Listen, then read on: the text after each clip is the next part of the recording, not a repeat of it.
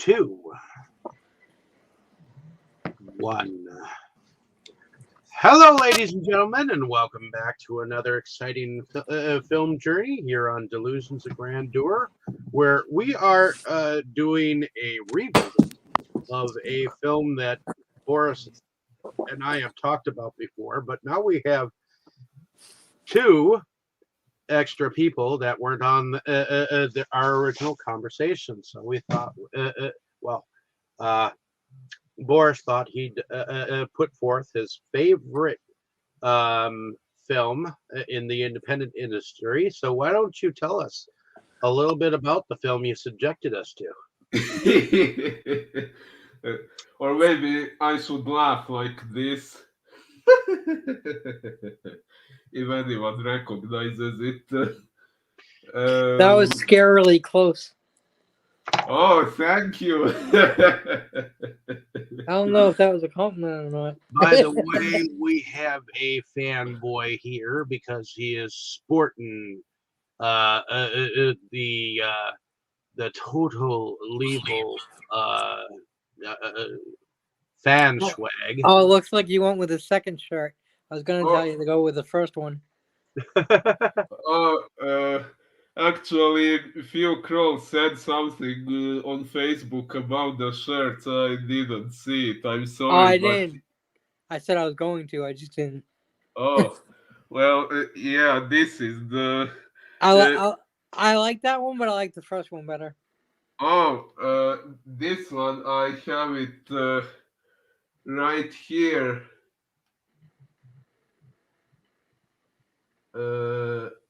Yeah, I like that one.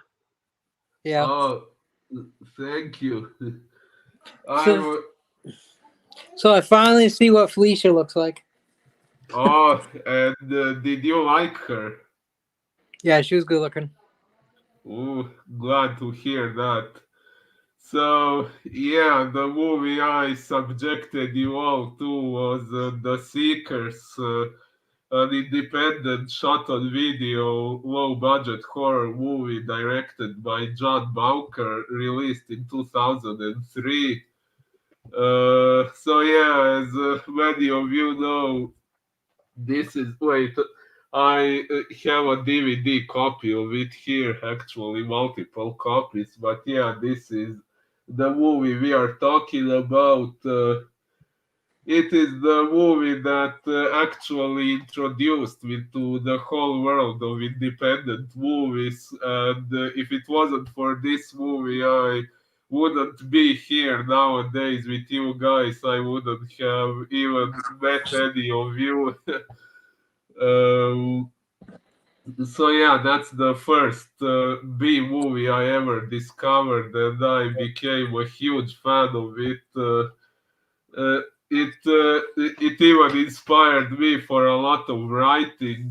As you can see, I think I showed it before.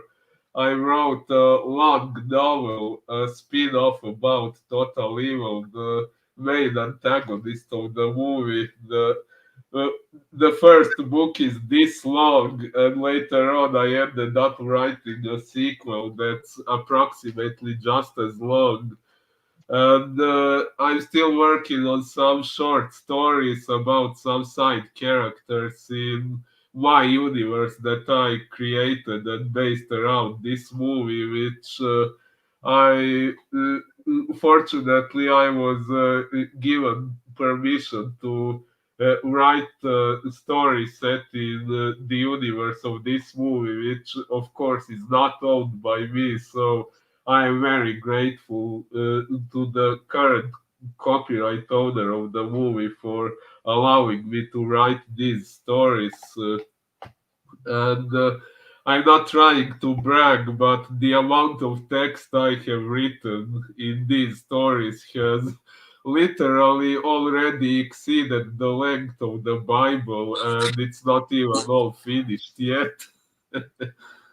um, He's comparing himself to the Bible.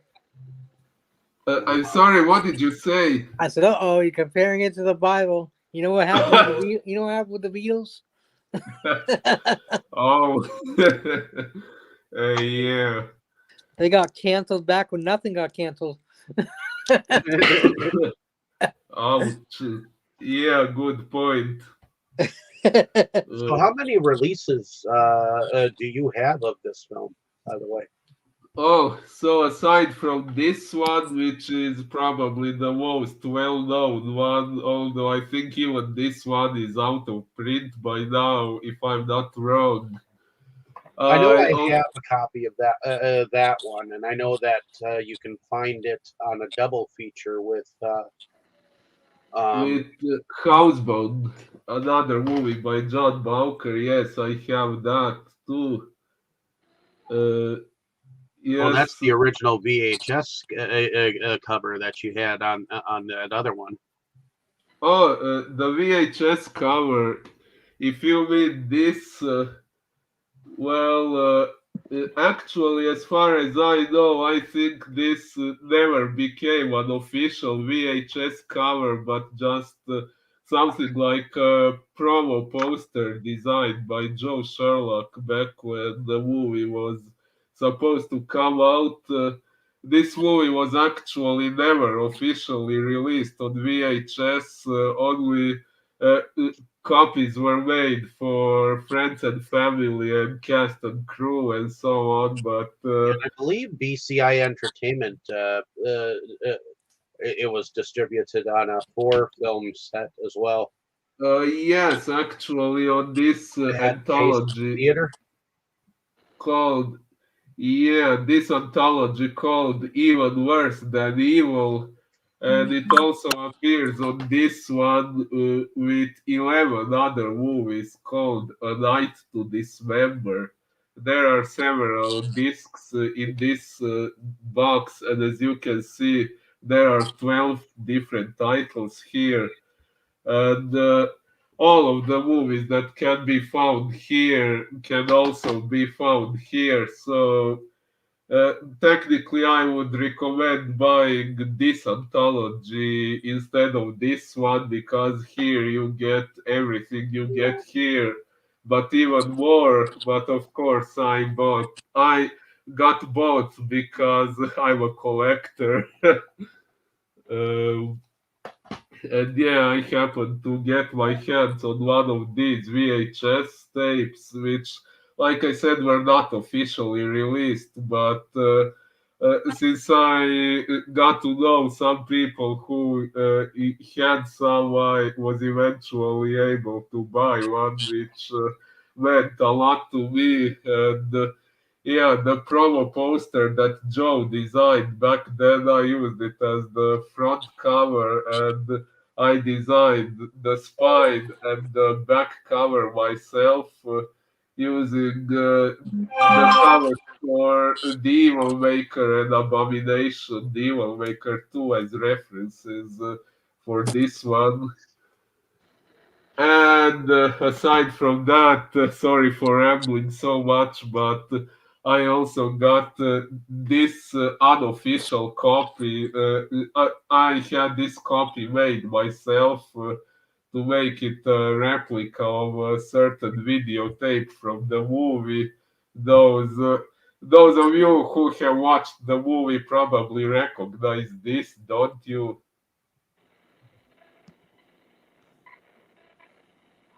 Let's see. That is a blank copy of the videotape, correct? Yeah, yeah.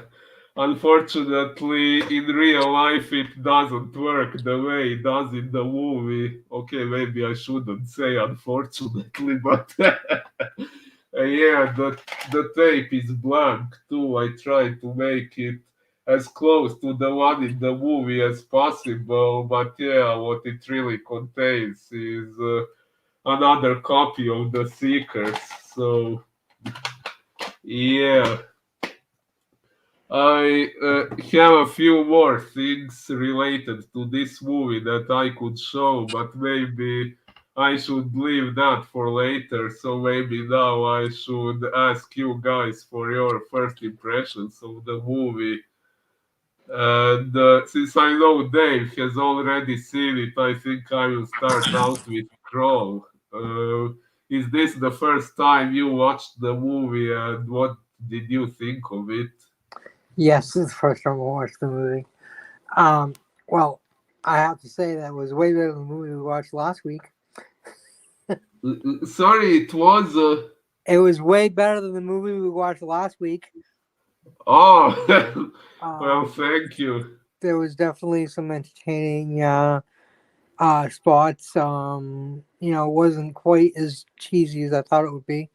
I mean, I had low expectations on the quality because you said it was low budget, and I've kind of gotten the idea of what that means. So I kept my expectations really really low on that, so as not to be disappointed in anything.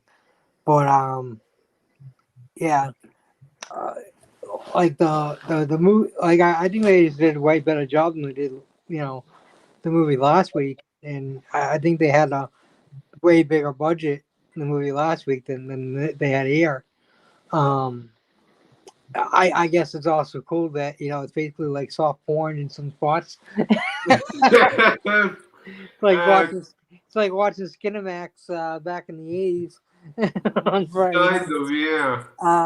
Yeah, it's definitely some good looking women. You know, um, unfortunately, the one of the best looking one you don't get to see naked, but you you beat me to it, yeah. I don't want to know what you beat. Anyway. Oh, you. uh, anyways, yeah. So it was interesting. When I read the description, I was like, so it's The Ring because that's what it sounded like. It was like The Ring, but yeah, it's a little different. I mean, yeah, it's based on a videotape like The Ring, but it's definitely different.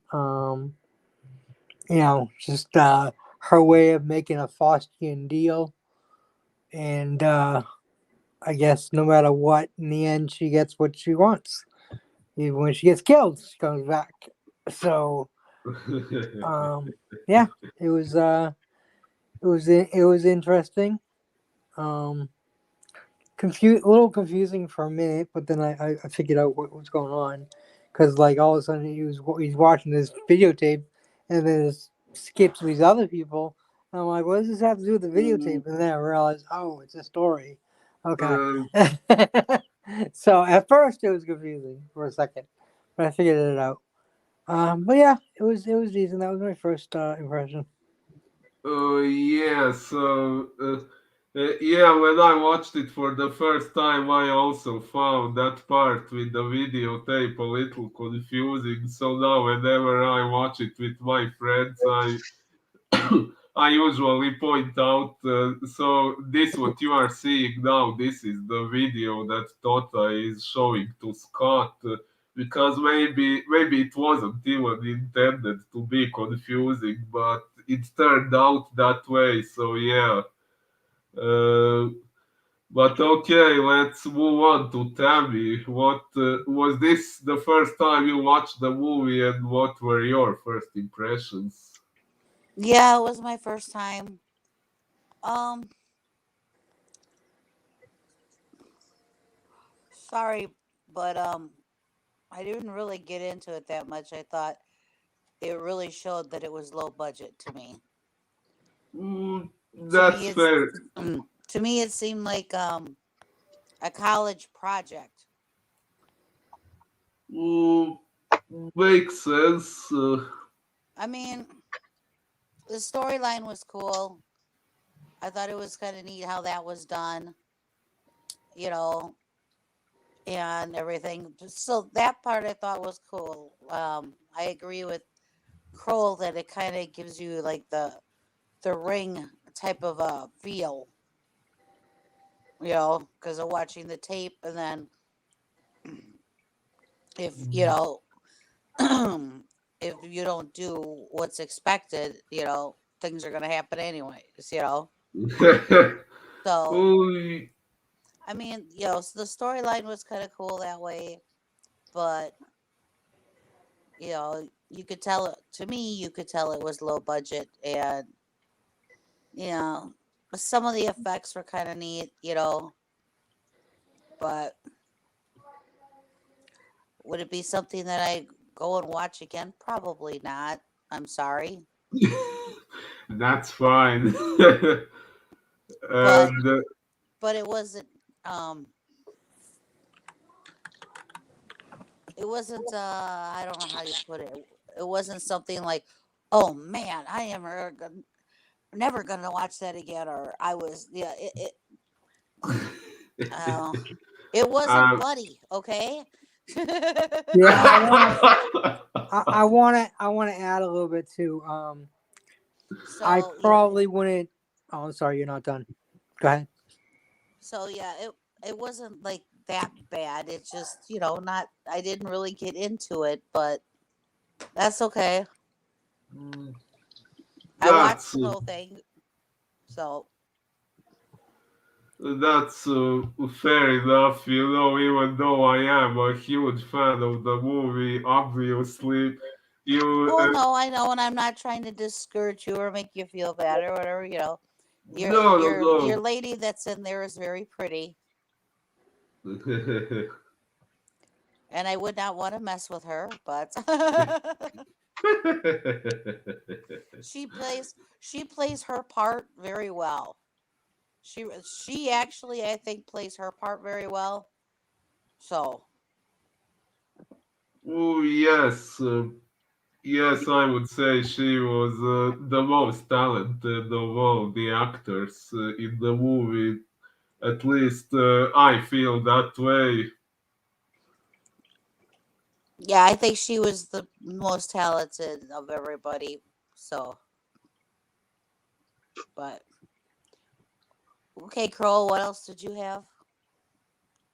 I was just gonna say that although I did enjoy the movie, I probably won't be watching it again. But it did intrigue me to think about watching some of the other movies. So, um, Ooh, so nice. I'll definitely uh, probably check out the vampire ones because I love vampires. And they look bloodier because this one wasn't all that bloody, which I, Well, I and like.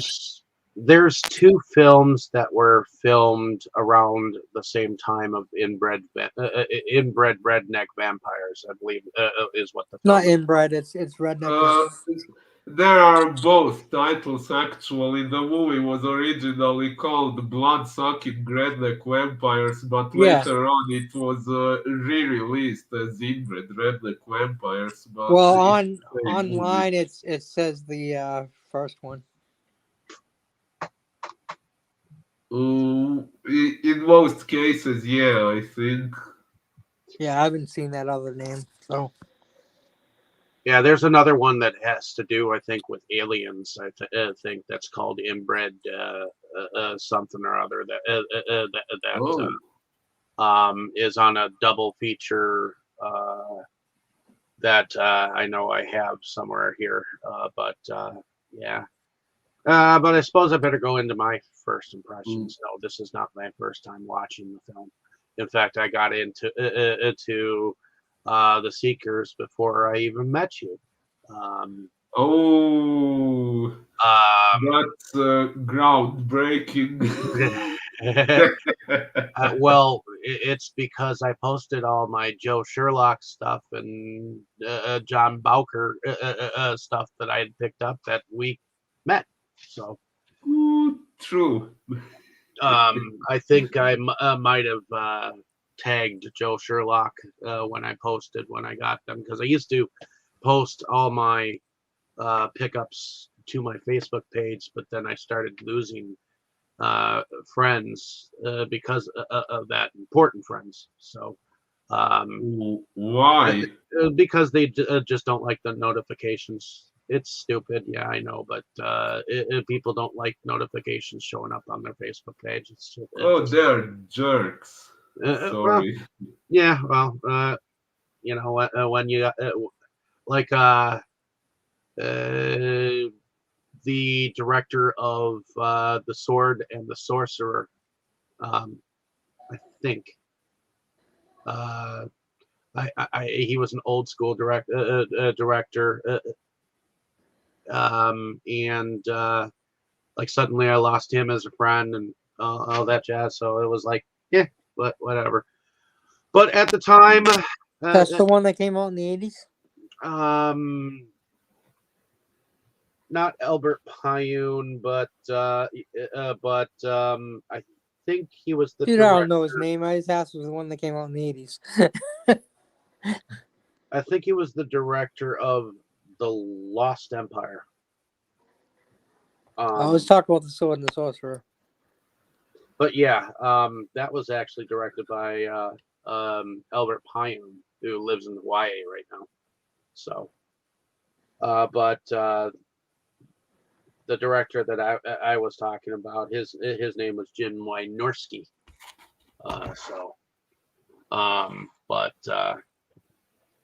Regardless, this movie, I thought it was one of the better films I've seen from the state of Oregon.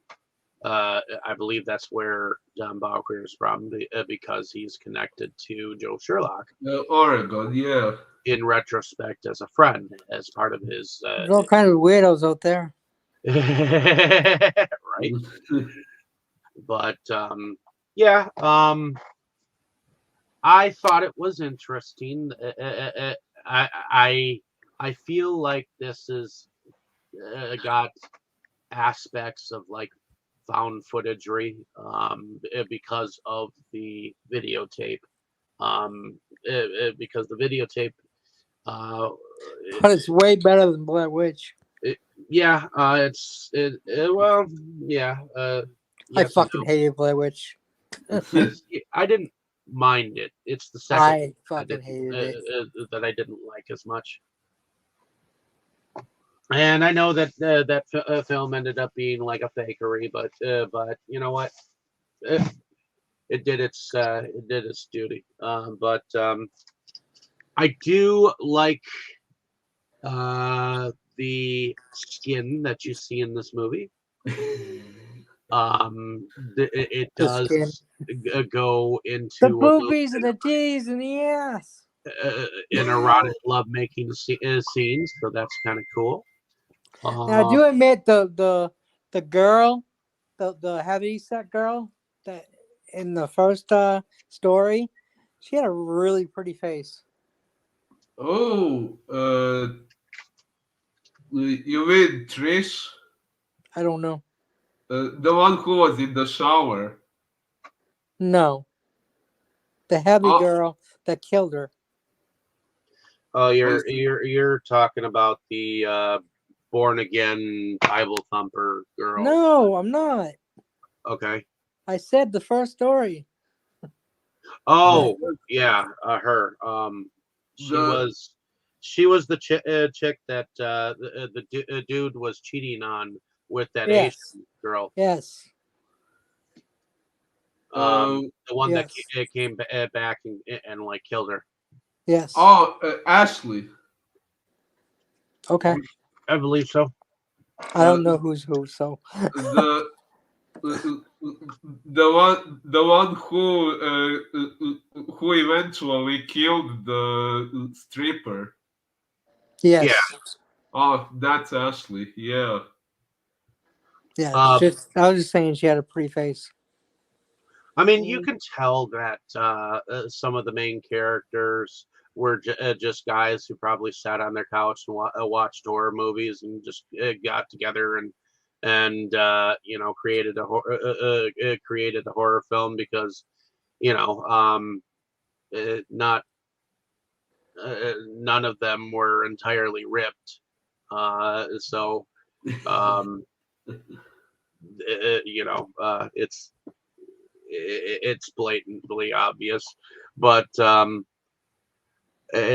I do like the locations where the films were where the film was filmed. I do like the fact that we get like kind of like this backstory first, a little bit, you know, about this husband and wife. The husband's on the frets, and he's all about this like videotape, and then it goes into like this whole story of this, you know, down on his luck schlub, you know. So, um, and I have seen Rob Miracle in other movies. I think I saw him in Dreamwalkers. Yes. Yeah, I think he also plays a part in many of Joe Sherlock's films, if I remember Mm, correctly. yes. Off the top of my head, I can remember seeing him for a little bit in The Evil Maker, in Underbelly, in Odd Noggins, the new version, in he was in really many movies, and I And I think do know that Rob Miracle is also behind some of the music per se in he some of Sherlock's movies as well, if I I remember. know he does practical effects and makeup and stuff, but did he also make music? I don't remember that. Thought he did Although, on one or two films, but I can't entirely be sure. Regardless, it is not surprising that his character um, uh, was the way he was, you know. So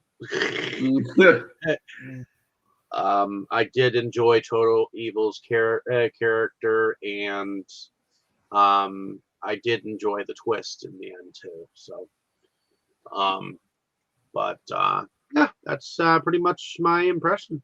So, oh, so I guess it's my turn to say my first impressions. So yeah, this In was the. millionth impression. Sorry, what did you say? In millionth impression. Yeah, this was definitely the first time I watched this movie. Yeah. sure it Yeah, is. Yeah, we yeah, kind of got Keep that. looking.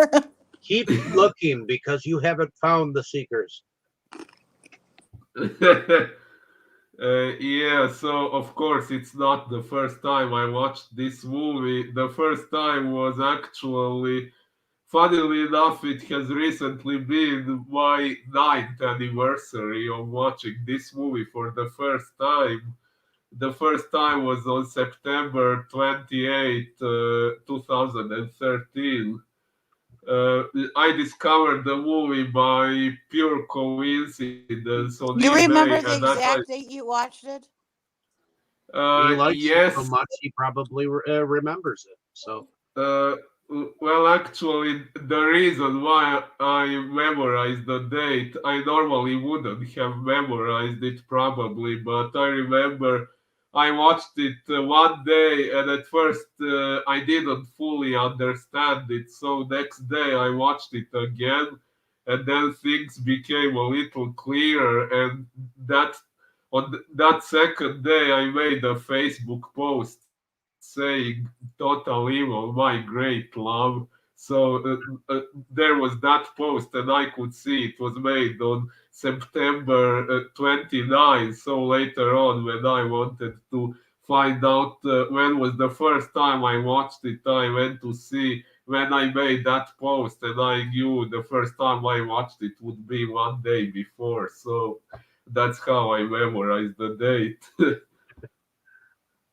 um, and yeah, as far as my first impressions go, back then when I watched it for the first two times, I discovered the movie by pure coincidence. At that time, I was a huge fan of the Ring franchise, but not only the American Ring movies, but also the Japanese movies and the Japanese TV series, which are not so very well known, but they exist. And the novel the movie was based on, and the sequels to the novel, and there is also some manga based on the novels and Japanese movies.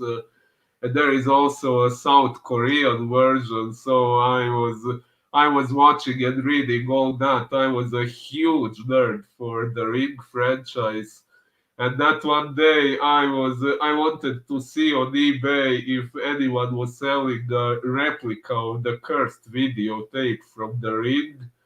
So I looked up cursed videotape on eBay, and one of the things it showed me was the Seekers, this DVD.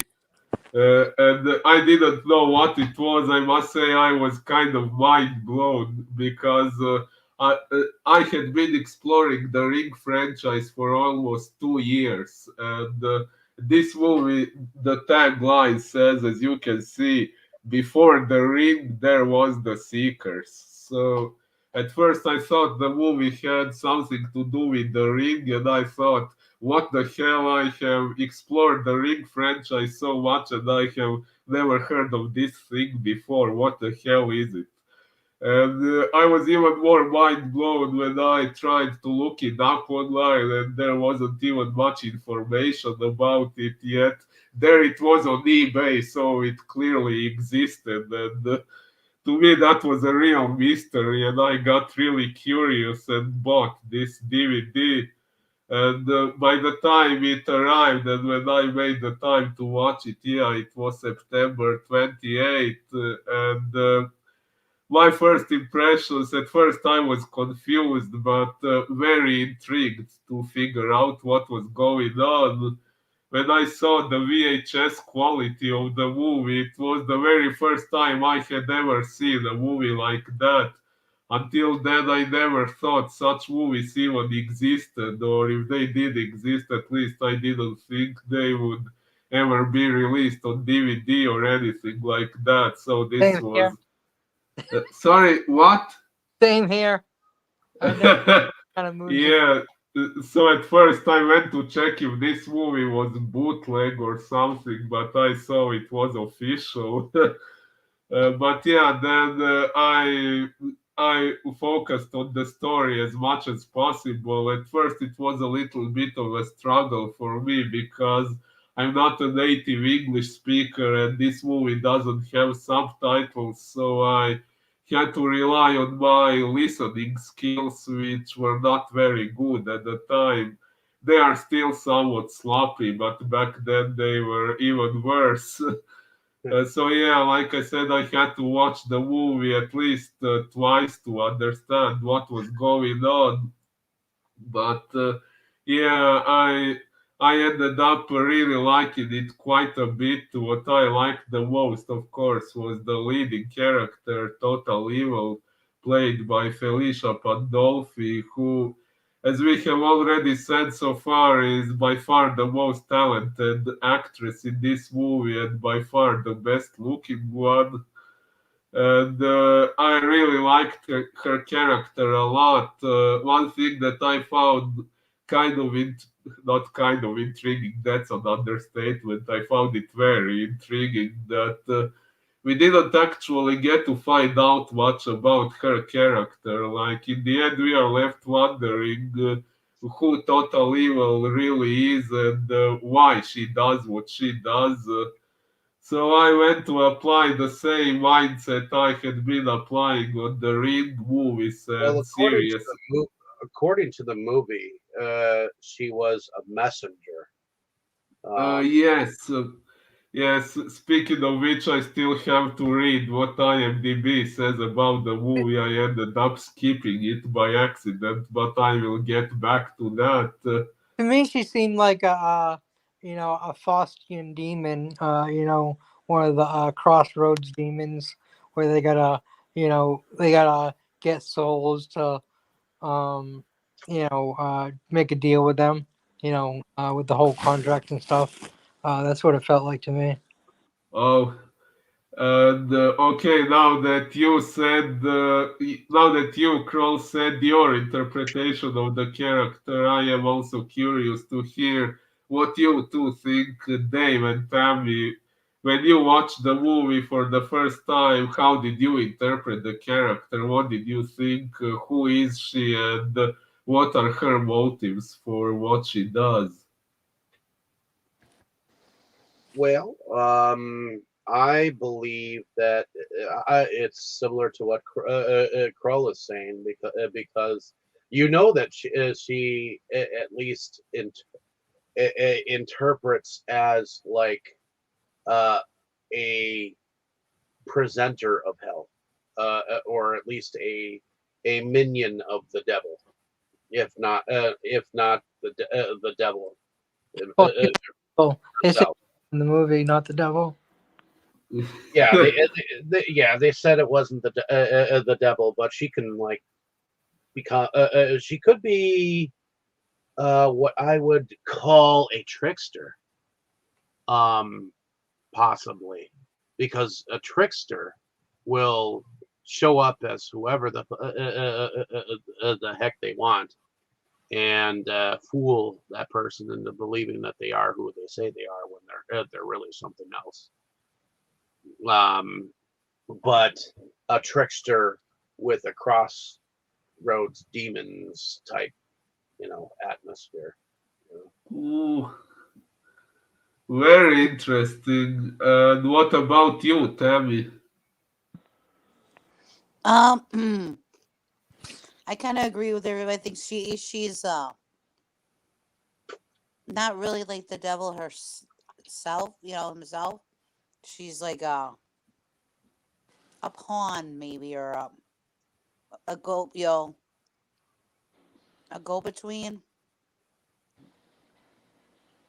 She sets, kind of like sets the stage and sets the people up, you know and if they don't do her bidding, then she does it. um she seems to revel in um people's hurt. you know she that seems to it makes her happy. It's all kind of like, if people are, in the end, if they're unhappy or hurt, she seems to revel in that, which would only, make you think of the devil if somebody is happy because somebody is unhappy. So she definitely has like a demonic flair, especially, later on in the movie when she gets a hold of the Bible, you know.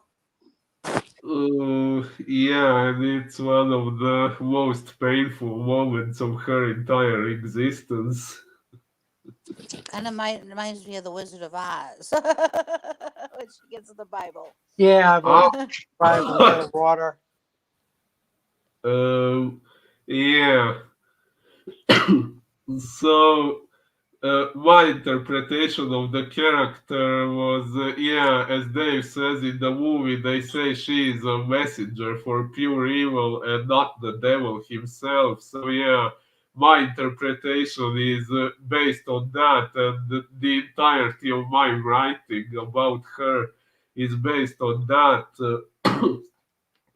So yeah, in the movie, when Scott and Chris are having a conversation about her, they say that she's not the devil, but the messenger for pure evil. And also, sorry, I have to take some water. Uh, uh, Yeah, I would have to say that she is definitely some kind of go between of the devil. In fact, she might even be in charge of a certain amount of like powerage that uh, that she was gifted with. ooh, So that she could ye- do what she does.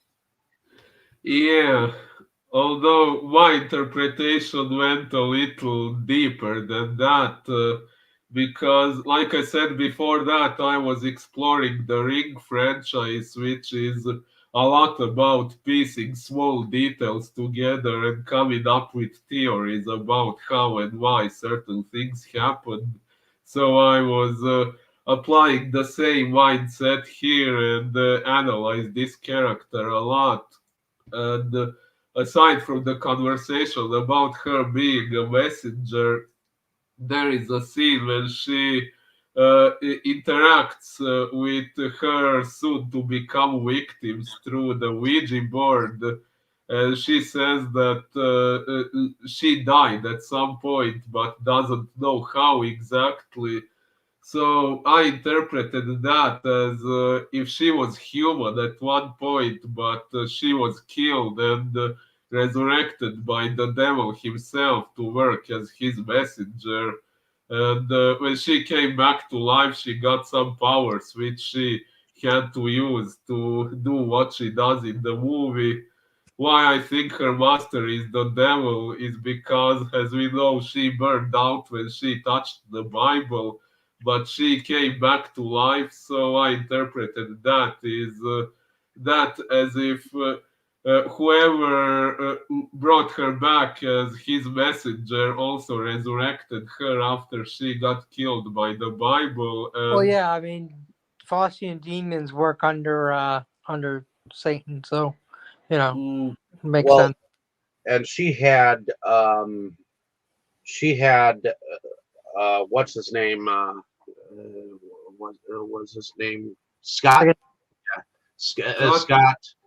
Uh, supernatural. she had him write a contract or uh, sign a contract, which yeah, kind of when goes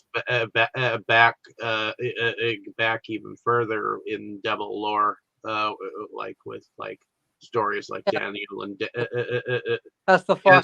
Faustian. That's what it's called. yeah, she uh, gives people a videotape which contains this twice folded piece of paper, and inside there is some text that people apparently don't understand or maybe cannot even read. In my novel, I said it was a demonic script that's unreadable, and that's one of the reasons why people sign it so easily, because when it's written in something Could that be no one unreadable except by demons and angels. yeah, yeah. So when people think it's something no one can read, they don't take it so seriously. So they sign it just to see what would happen, thinking nothing that serious can happen, which they cannot be more wrong about. But one one interesting fact I got to know is even though the movie says that she's not the devil but a messenger for pure evil, I eventually got to know that John Bowker actually did envision her as the devil himself. And when they said she was just a messenger, it was just intended to be them underestimating her as an enemy or something like that. But yeah, since my original interpretation was entirely based on her being just a messenger for the devil rather than the devil himself, I decided it was enough to remain accurate to what is said directly in the movie. And if it doesn't entirely match what the director had on his mind, oh well. Uh, but yeah, I am a bit late with this, but yeah, I should read what IMDb says about the movie. Uh, a cursed videotape unleashes terror on its unsuspecting viewers who barter with their souls. Horror thriller in the traditions of the Ring and Wishmaster. Now, there is also another thing I would like to say about the movie. Even though there are obviously some similarities with the Ring, and the DVD cover directly makes references to the Ring, this movie was actually contrary to what many people think. It was not based on the Ring. It's not a Ring rip-off or even inspired by the Ring, because the script for this movie was written in 1999 and it was just released a few years later. But At the time when the script was written, the ring did not exist yet, at least not the American version. The Japanese version did exist since 1998, but Well, the original American Ring was filmed in 2002, so I ye- can understand why they did that tagline. ye- Just because the ring was so popular during that time, exactly, as a marketing ploy. exactly, yeah. Uh, so yeah, it is an interesting fact that the similarities between this movie and The Ring are actually coincidental. And one could still speculate that maybe it was inspired by the Japanese version of The Ring before the American one existed. But I spoke to Joe Sherlock, who was the director of photography on this movie, and he says that when John Bowker was writing this movie, he did not know about the Japanese version of The Ring, and I believe him. So yeah, uh, I guess if we have all given our first impressions, I have rambled the shit about the movie already. I guess we should get into the plot here, right? So, as we have already said at the beginning, we have a scene of a man who appears distressed over something that has to do with an unlabeled videotape. At first, we don't really know what's bothering him, but we see him sitting in front of a TV with a static screen, which also kind of alludes to the ring. And if you saw the ring before this one, you will think it does have to do something with the ring, which I also originally thought while watching it. But no, it does not. And then we see a scene that can maybe be somewhat shocking the first time we see it, which is while the guy is in the living room appearing distressed over whatever is going on inside his head. In his bedroom, we see his wife topless, wearing only her panties. We see her boobs, and she is tied up to the bed with a tie around her mouth to somewhat prevent her from screaming, but we Of can course, you see. don't know it's his wife at first either. Oh yeah, yeah, good point. I have seen this movie so many times that Yeah, I even forgot that. Yeah, at first we don't know she's his wife. We just see that she is tied up to the bed in severe distress, like she's kidnapped or yeah. It was something. kind of a cool reveal because at first I'm like, what is she, a dumb blonde? Why don't she get the fuck out of there?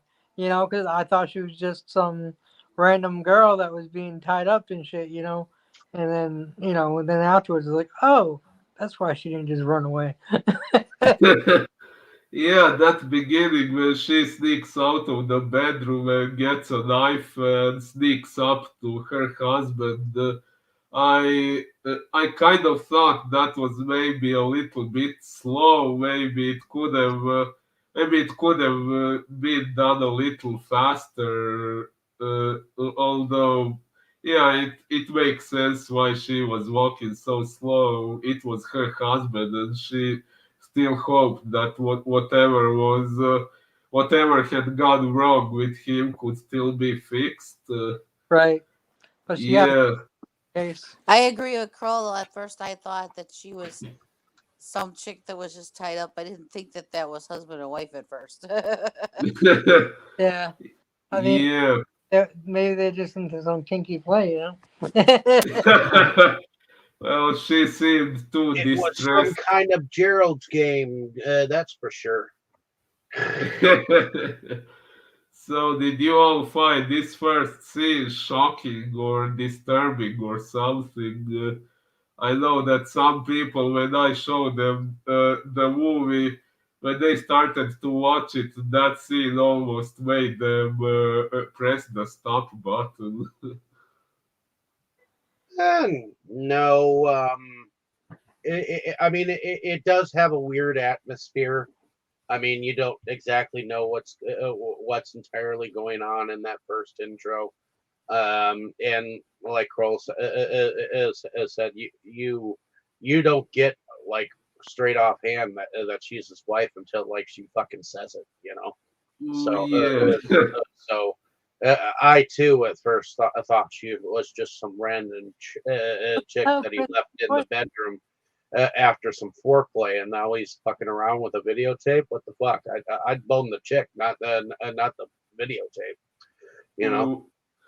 Well, I didn't think that was foreplay. The first time I watched it, I probably thought that she was abducted or something because she was clearly in too much distress to be tied up willingly.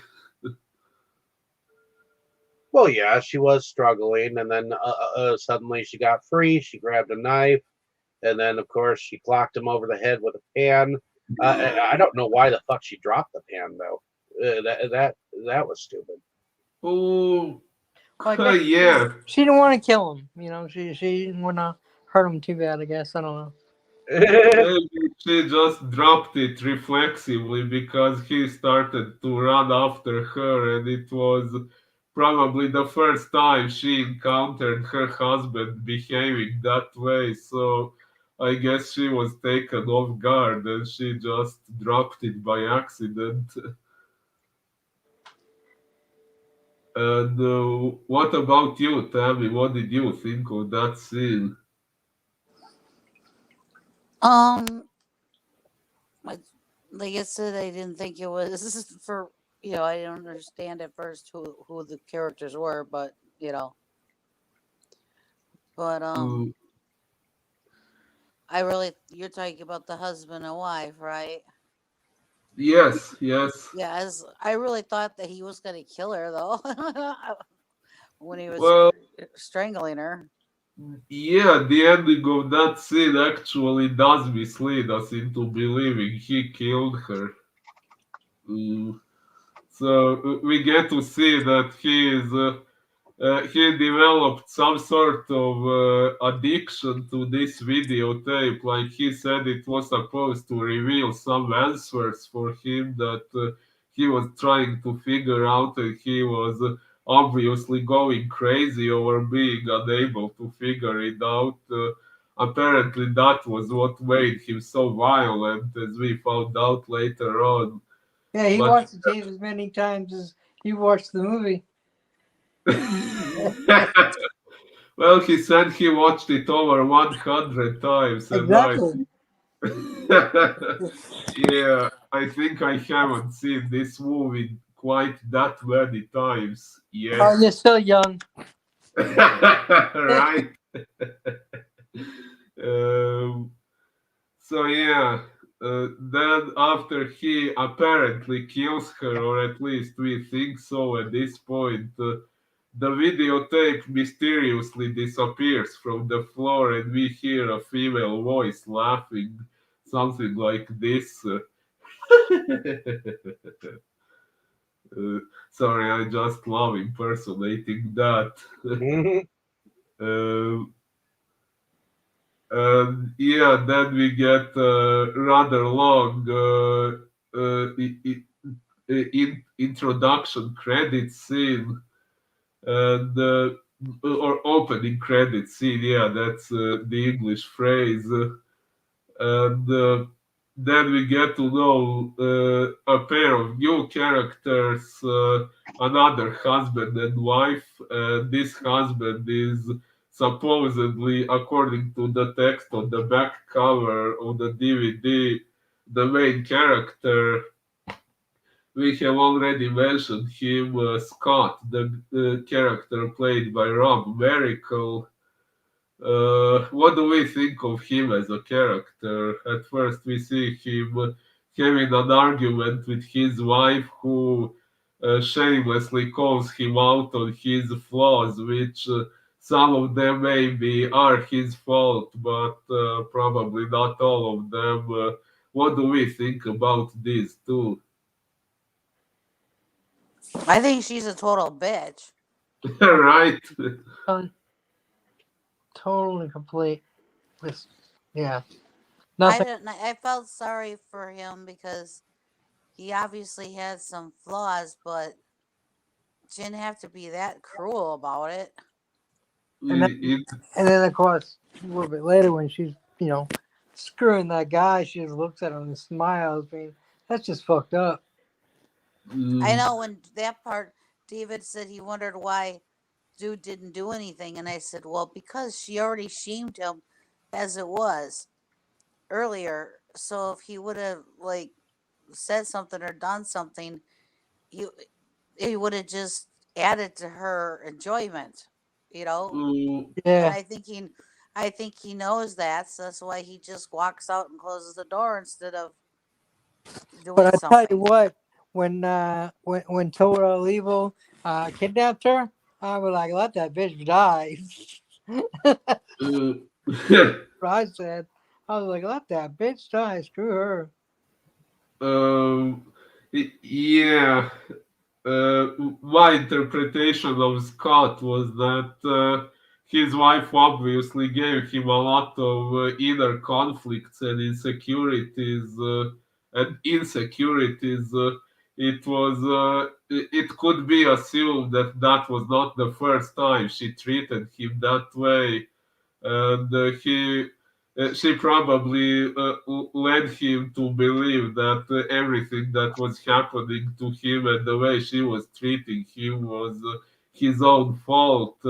Even later, when we who have seen it know how things end between them, maybe we won't spoil it yet. Like Walter says on Jeff Dunham, you ever realize how no matter what your females always seem to blame you for shit that you don't even do. Uh, indeed. Mm. No, David, you actually do everything that I blame you for. Well, okay, let's hope none of you ever get your hands on a videotape like this. How do you Uh, know I haven't gotten one of those, David? ooh.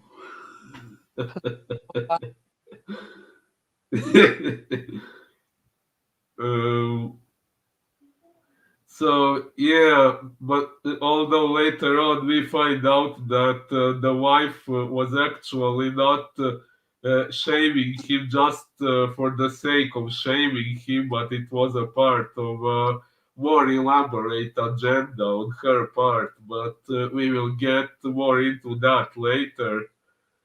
Um, so yeah, then after she treats him like shit, he goes to work, and the comic book store he works at, and he gets fired. And there is an interesting detail about that scene. It was filmed in a real comic book store, Matt's cavalcade of comics. That comic book store actually exists, and the guy we saw playing Scott's colleague, who Scott addressed him as John before he went to the boss's office and got fired. That guy John was actually played by Matt Ashland, the real owner of that store. And it was interesting to notice that he and John Bowker, the director of the movie, he played Matt, the owner of the store in the movie. So he and the real Matt switched their names.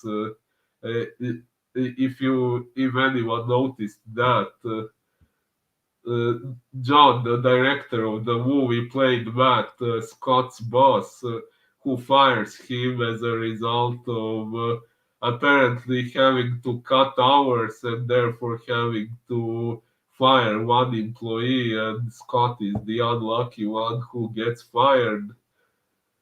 And then, yeah, when his day apparently cannot be any worse, he comes home and finds out his wife is cheating on him. He catches her in bed with another man. And there is also an interesting thing to notice about the cheating scene. There are two shots. We see the guy in bed, and then we see the woman riding on top of him. But we never see them together on the same screen. And actually, it was because they were actually never together while filming that scene. So that's an interesting fact I learned from the behind the scenes video. Uh, but yeah, so that's when Scott's life has apparently reached its bottom, its very worst point. So, what do we all think about that moment? Oh, when Scott um, realizes that his wife's been cheating on him. Yeah, and he goes away with his car. Well, I wasn't sure what the hell he was doing. I thought he was going for a drive. And then suddenly, like, he ended up at that abandoned factory, Heard which, the story on the ad on the radio too, which I just thought that was weird. And then that's when he asked for directions to it. I was like, okay, like why would you just? And then it's some weird house. And shit. It was just all kinds of weird. Like I totally would never do that. Oh Yeah, yeah, I heard the thing on the radio too that you know he's driving along and then he hears this thing on the radio. It's like, okay. Although though it's not that weird in a way that he went to something that he thought sounded interesting on the radio. This was supposed to be a place that for videotapes, rare ones and everything. So it's really not that totally weird that he heard the ad and went to go check it out, especially if he was in the area. You know, mm, so that yeah. part's not that weird. I mean, come on, there's a thing here and I heard on the radio. I've heard it on the radio before and stuff, and seen ads for. They'll have a truck and they're doing like a discount with like a box of steaks and things like that. At wholesale. You know. And I had heard it more than once, but just was always busy when they were doing it wherever they were doing it. And this is a perfect example. I was coming back from up north and I heard it on the radio and I'm like, oh, well, I'm right by it. I'll stop by and check it out. See, that's what I said. What he said is what he did wasn't that weird, you know? Mm, yeah, well, I guess he got curious and went to check it out. And I also found that radio advert interesting. I would probably also go check it out if I was him. Uh, Also, I memorized that radio advert by heart. It's another thing I like to impersonate the way Total Evil said it. I'm sure David would have gone and checked it out. Movies? Warehouse full of movies? Rare movies? Ah, Dave. yeah, I probably would have. Right now, at the video warehouse, we have a wide selection of never before seen videos from all over the country. Rare and hard to find, the strange and bizarre. If you're looking for something new, come visit us at 181 Boyer Lane now. Uh, Very good. Very good. Thank you. And yeah, but You don't quite have her sexy voice though. sorry, did you say I have a sexy voice? No, I said you don't quite have her sexy. Ah, oh, okay, that makes more sense. Yes, it does. sorry. And uh, yeah, so mm, by the time he gets there, that's when things get more bizarre because when he gets there and thinks he will be entering a video store, he finds an abandoned looking warehouse just full of some old dusty card boxes and bags and stuff like that. And he wonders what's going on there since it's the place he was supposed to visit. That's the address they mentioned on the radio, yet it doesn't really look much like a video store. When I was watching the movie for the first time, this scene made me think that the movie was maybe based on an urban legend I discovered a while before, also while exploring the ring stuff. There is an urban legend that uh, oh, I had a glitch. Are you guys? Can you guys hear me? Yep. Yes. Yes. Okay. So there is an urban legend called the cursed videotape or the videotape, which you can find it online. It's a short story, and just like this movie says, before the ring, this urban legend also claims to have been made before the ring, and there are some details in that story that have some similarities with the Seekers. So at this point, I thought this movie was maybe based on that urban legend, which was debunked for me later on. But yeah, it was still interesting to notice similarities with that story. I recommend you all to look it up online. It's an interesting story. Yet another take on a paranormal videotape. So yeah, what did you all think when he came to that warehouse? And so it didn't look much like a video store yet, as we found out there was someone working there after all, and the whole bizarreness of the scene. What did you all think of it?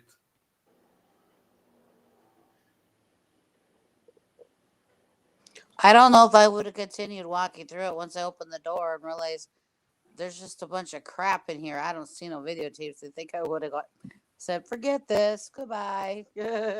I probably wouldn't, Definitely. but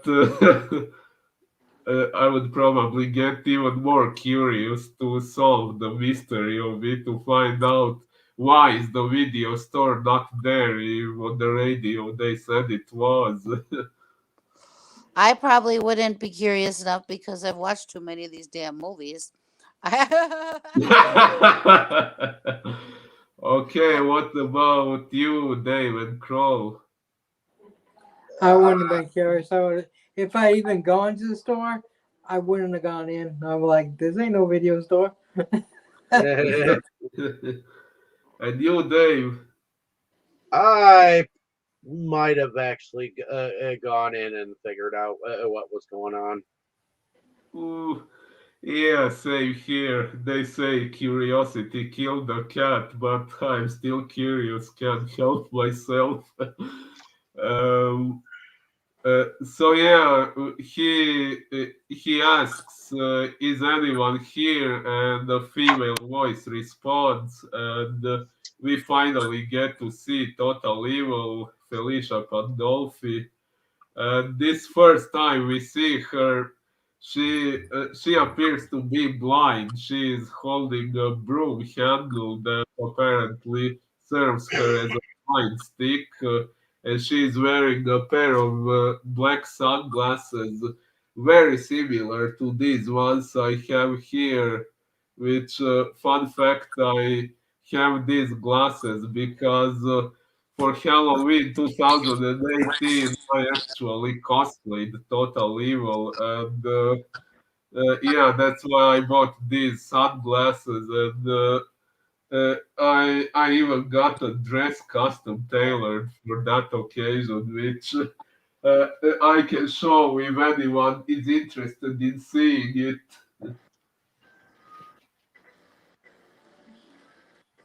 Were you singing, walking around in women's underwear while you're doing it? No, I'm not wearing women's underwear. Sorry to disappoint you. Walking around in women's underwear. It's But actually a yeah, song. sorry, what did you say? So it's actually a song. Ah, okay, I have to take my headphones off in order to stand up and show the dress for you who maybe want to see it. Um,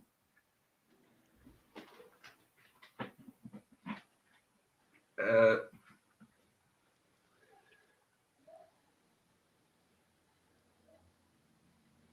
Isn't it pretty? Brings out your eyes.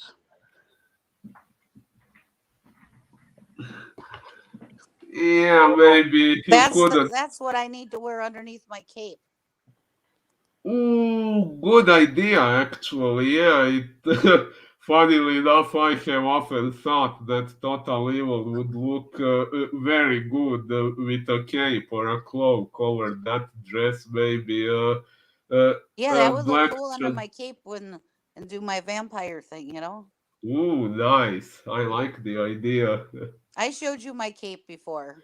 Oh, yes, yes, that No, black one. I think it's made of velvet on the outside. And on the inside, if I remember correctly, is It's all some. silk. It's all silk. It's a black and then turquoise on the inside. But Oh, yeah, yeah, yeah. I do remember, it's remember. mine is a full cape. I mean, it covers Ooh, me all the way. It's like what you would have like in the movies. And I mean, I've worn it many a times and dressed up for Halloween. So ooh, it's nice. I get compliments every time I wear that. So nice. Well, it is I really love. beautiful. Sorry, Crow, I interrupted you. I said I love capes. Me too. Me too. I have several of them, just not quite right here at hand, but yeah. David has a nice one too. It's just Ooh, not as full and everything as mine is, but it's nice. ooh, I picture lovely. him wearing like a really short cape behind him. Well, David's cape is pretty long. I mean, to me, it's pretty long. To him, it's not that long. Yeah, like I picture it going like halfway down his back and just be like kind of big and like I don't But know. see, my cape, if I've got it on, from the neck down, it totally completely covers me and it closes and everything, just the right way. Where I mean, if I stand there, it's just I look like like when you see the vampire movies where they stand there with when they've got the cape closed and all you see is just their head in the cape. That covers Ooh, mine nice. covers me. Hey, Mine covers me like that. Dave, Ooh. he's Yeah. doing Captain Sweatpants and doesn't have to change. Oh, so yeah, back to the movie, we finally get to see Total Evil, whose voice we heard before twice the first time, and she laughed when the videotape disappeared in the first scene, and then her voice on the radio. And I have to brag a bit again and show this figure of her that I have, which is not an official figure. I had it.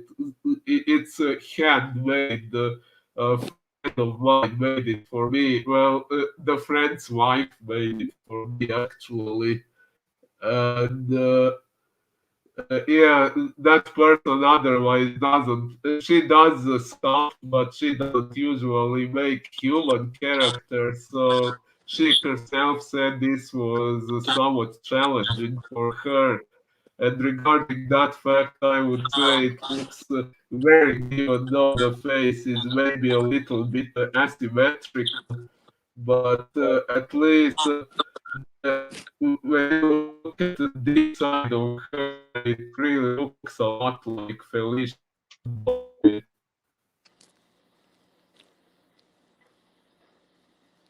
You'll see it.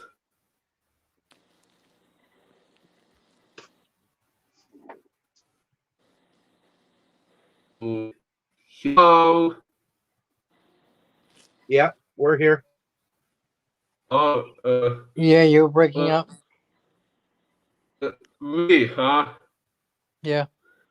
Uh, uh, uh, well, am I still breaking up, or can you hear me properly now? Now it's better. You were. Oh, okay. So what I was saying is, this figure was custom made for me. The person who sculpted it, she herself said that she usually doesn't sculpt human characters. So this was, she herself said it was somewhat challenging for her. I would say it looked really good, in spite of the fact that the face is maybe slightly asymmetrical. But this side of really is looks quite a big Felipa dolphin. What do you all think?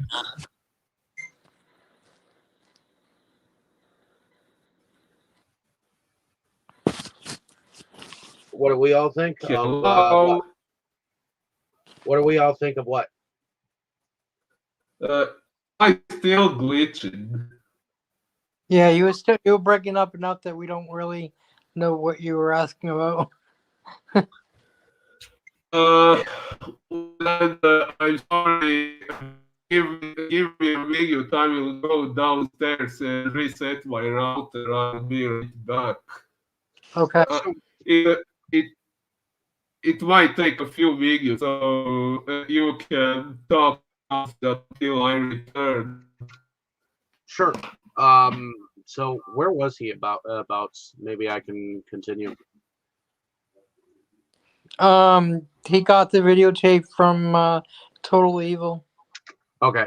Total Evil. So at this point, Total Evil had given him the video tape, and in the next moments, he signed a contract and all that jazz, and ended up taking the video back and pushed play. And I guess Total Evil showed up and um, told him, okay, uh, let me show you a story. Um, and the first story involved a man who evidently had a relationship with a dancer.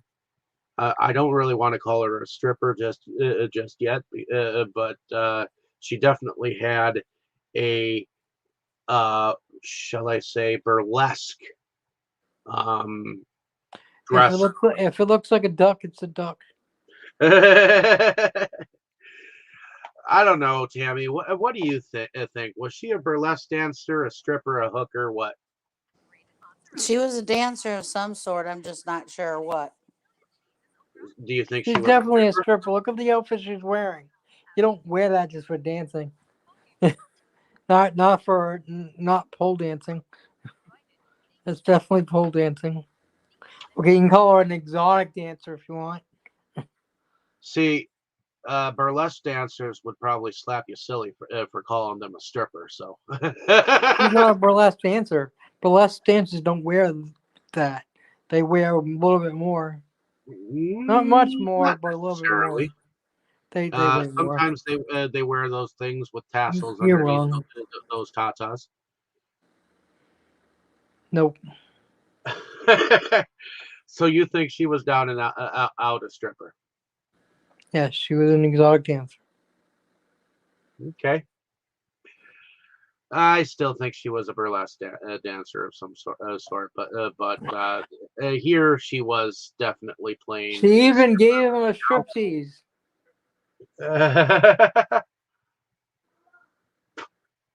You could tell she was a professional.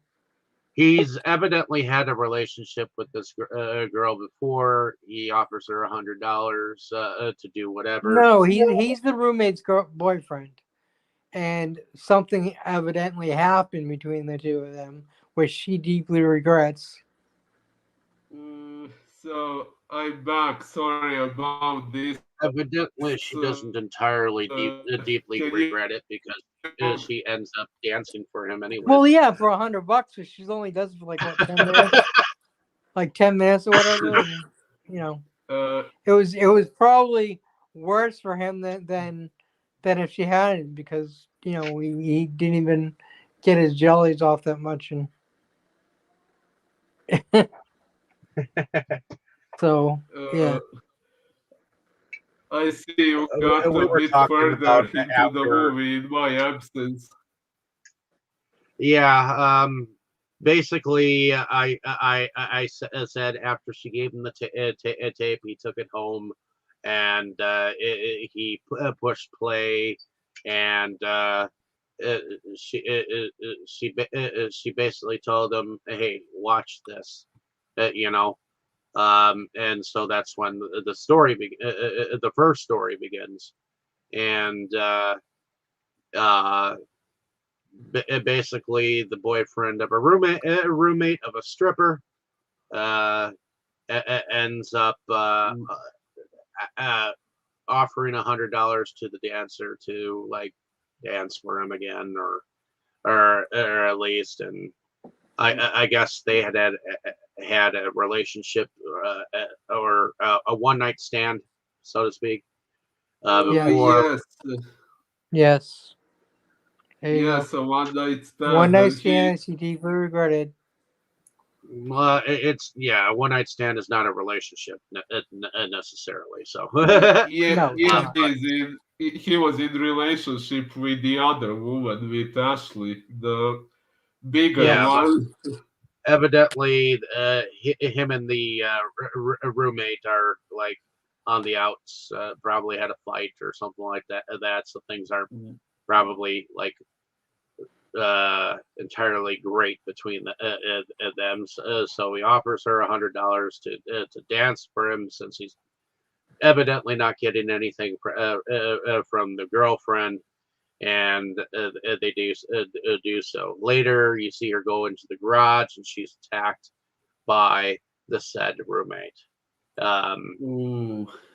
uh, what do y'all think about that whole entire Well, scene? first she gets in the car and she tries to back up, but the garage goes back down, and then she manually goes out and pulls it up, and then she goes back to the car, and then it goes back down again, and then she hears something. Then she gets back in the car, and the keys are gone, and then she hears something. She locks all the doors, and she gets spare keys in the glove compartment, and then the killer goes in the car. She jumps out, screams, and then it's revealed it's Ashley, and that she knows she slept with her boyfriend. She heard it through the grapevine, and then she stabs her and kills her. And yeah, there could have been more blood. Uh, actually, uh, actually, yeah, I know a few things about what was going on there. Back when they made the movie, I know they had some technical difficulties there because I heard the actress who played Trish didn't want to get covered in blood, and but yeah, technically they could have, I guess, filmed blood sprinkling on the wall or something. I I forgot the actual reason why they didn't do that, but I guess at the time they did the best they could. So I don't judge it as harshly for some of these technical flaws as some other people do. Now, as far as the story goes of these three characters, I do think the story is somewhat interesting, even though, of course, I find the main story more interesting. But if you look into each character's behavior, you can figure out a lot about them, maybe even more than John Bowker even thought at the time when he was writing it. Uh, but okay, since I'm supposedly the host, maybe Tammy should go first before I continue my rambling. What are you asking? Uh, what did you think of this whole first story of Trish, Ashley, Oh, and okay. Jack? Well, I guess the story is, yeah, I guess she's trying to make a point about that, this girl cheated, slept with this girl's boyfriend, and it came back to haunt her, you know, because she got revenge. So I guess she was trying to make a point by showing him this story, that if you do something like that, it's gonna come back and get you, you know. Well, yeah, Yeah. So either do the dirty deed, or we'll do it for you, Uh, basically. But he right. doesn't figure that out like right offhand with this first story. Well, In we fact, don't. I We think don't after figure it out with the first story either. We're just like kind of like him at first. yeah, although funnily enough, some friends of mine, when I watched the movie with when this first story was over and I asked them, did you figure out what the answer is? Some of them already did. But I find it really interesting how you can actually make psychological analysis of the characters in the story. Like, we can see when Ashley found out about that Jack was cheating on her with Trish, she killed her, and it's safe to assume that she also went after Jack afterwards and killed him too. And but it's interesting to notice she got so pissed off that she was cheated on when she went out to town beforehand and she grabbed a handful of condoms, Yep, I noticed that which too. yeah, so it's very much implied that she was actually cheating on Jack too, but couldn't Or take him. she was planning on doing it. Sorry, what did you say? I said it felt like she was planning on doing it because of what he did, but Yeah, then but she decided instead she'll just kill everybody. oh, so you think she only the address before she left the house? Yeah, you just Uh, broke up, dude. look at another. Uh, so you think she saw the address of the letter even before she left the house?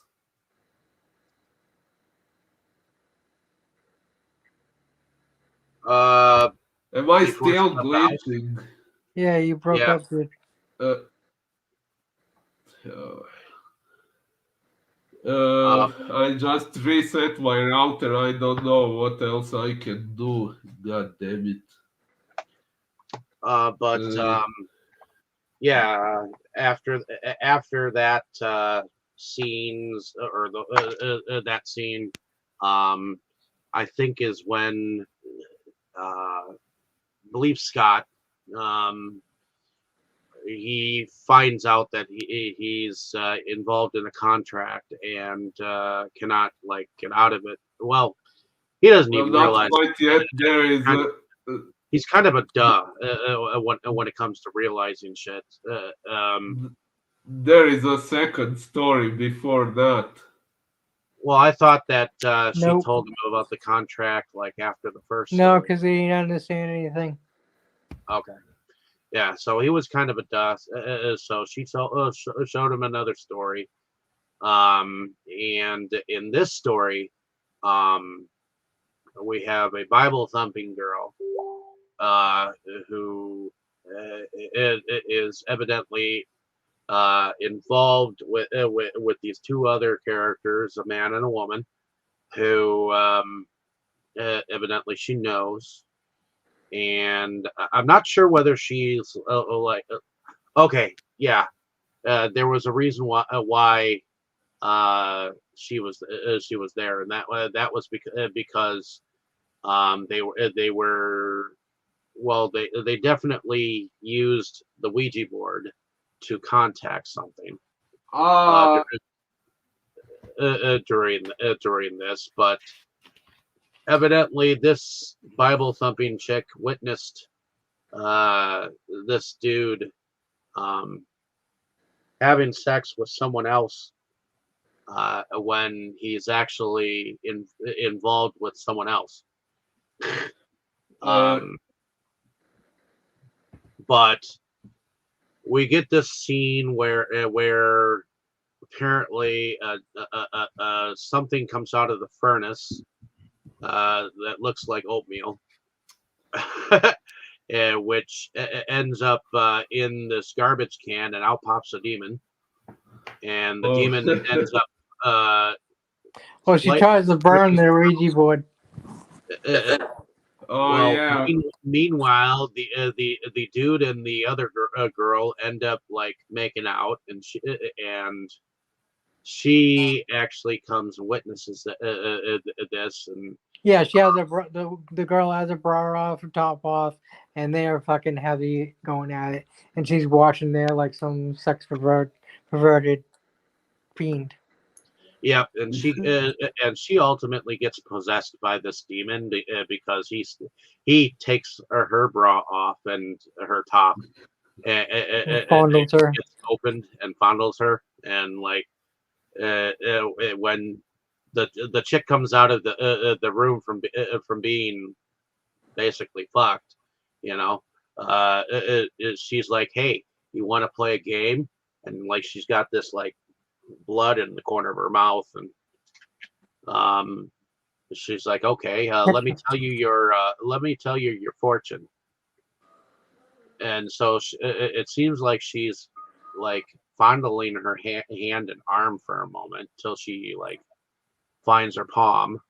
Because I actually thought that was a little weird because normally fortune tellers just take your palm and look at it.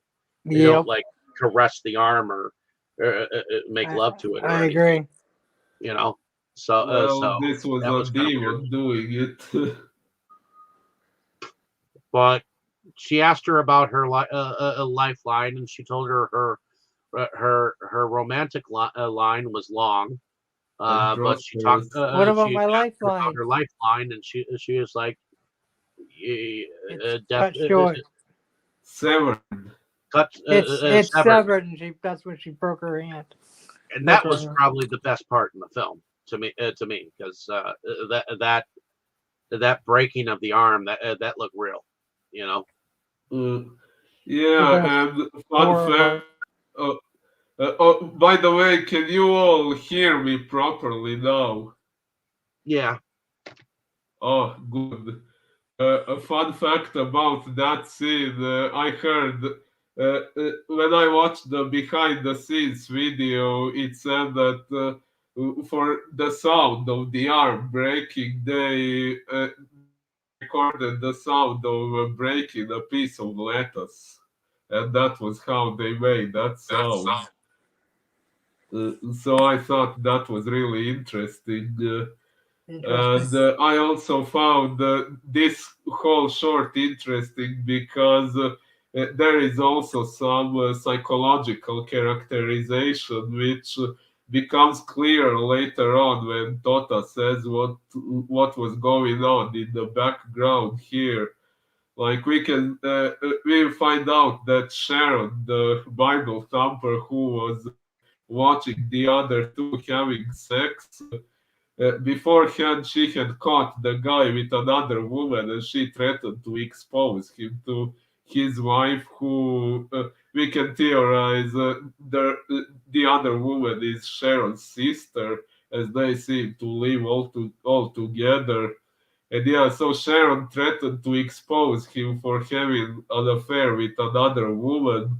And here we saw the way she watched him having sex with her sister. So, and we can also see her reading the Bible and being into religion. So, my interpretation of that story was that she was secretly in love with Steve, with her sister's husband, but she knew it was wrong and she tried not to act on those feelings. But then, when she found out that he was cheating on her sister with someone who isn't her, it still made her somewhat jealous, which would explain the way she was looking at them. And I would guess the demon also sensed her inner conflicts, and that was what attracted him to make her first act so erotically with her and then possess her and all that.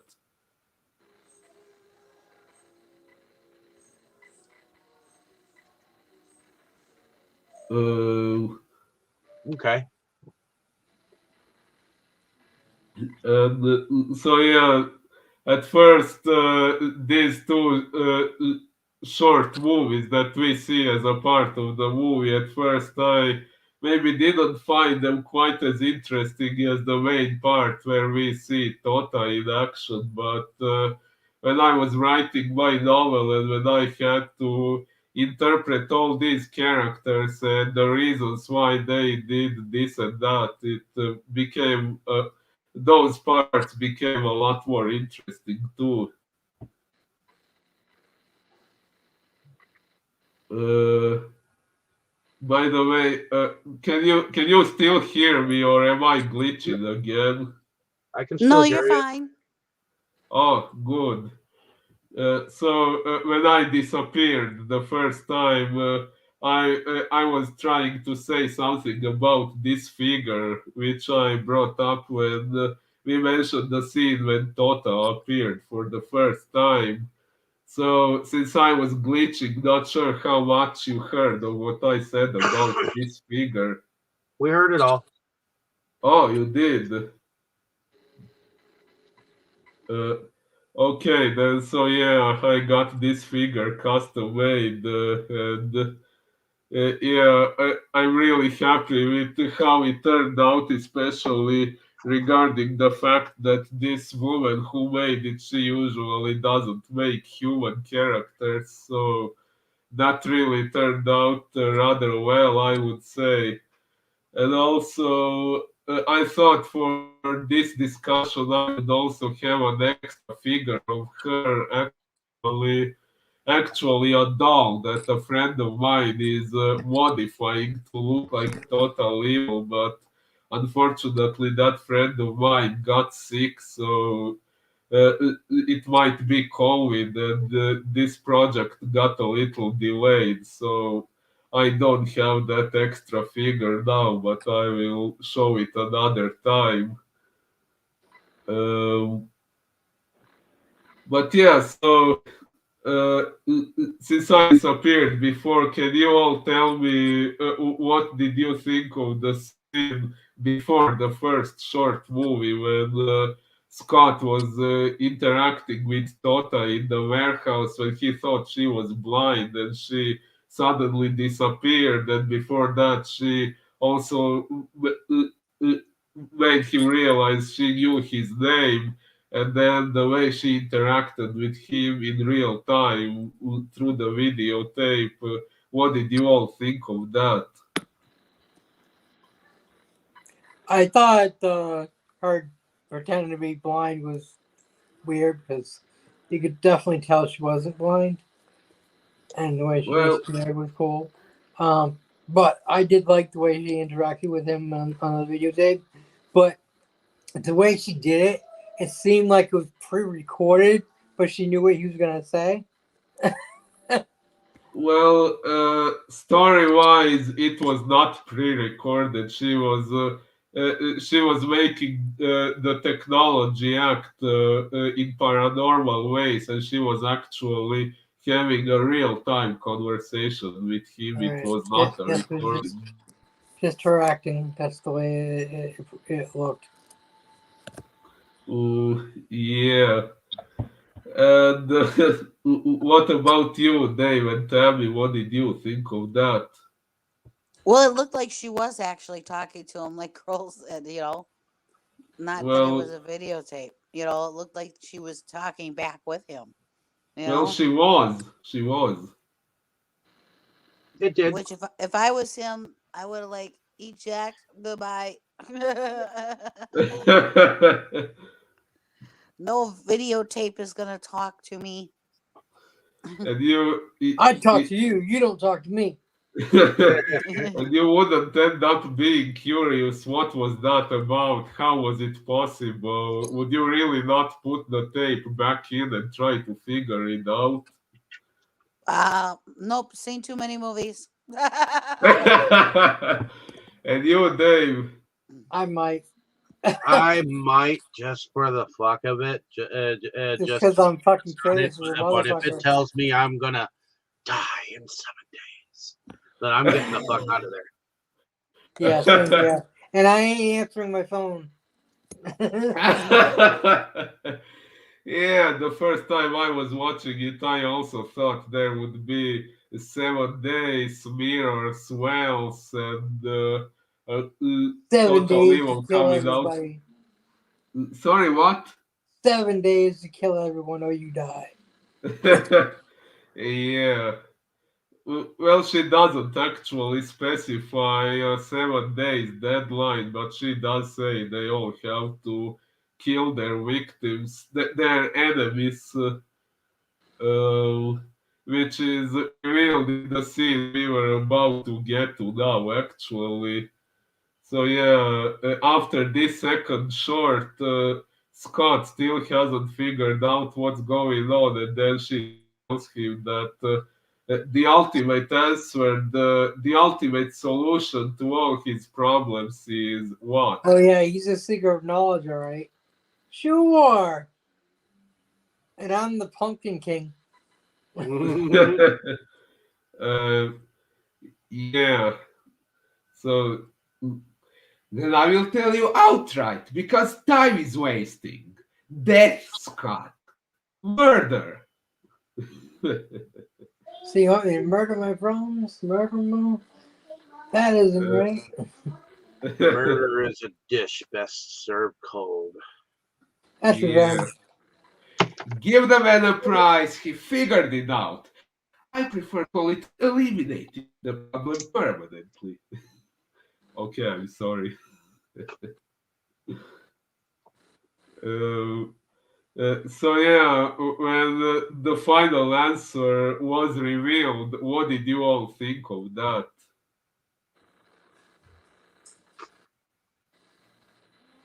Did you? I thought she was a fruitcake.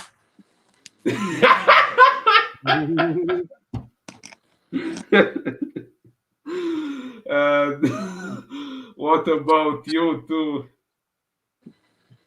Well, I would have been thinking probably like he was. I'm not gonna go out and kill everybody just because they did me wrong. Although I'm not gonna that turn into bitch a of a killer. girl, Bren probably deserved it. Oh, the Oh, wife did, but that doesn't mean he was gonna kill her. I mean, he still loved her because I mean, love is deaf, dumb, and blind and stupid. So, yeah, oh, yeah.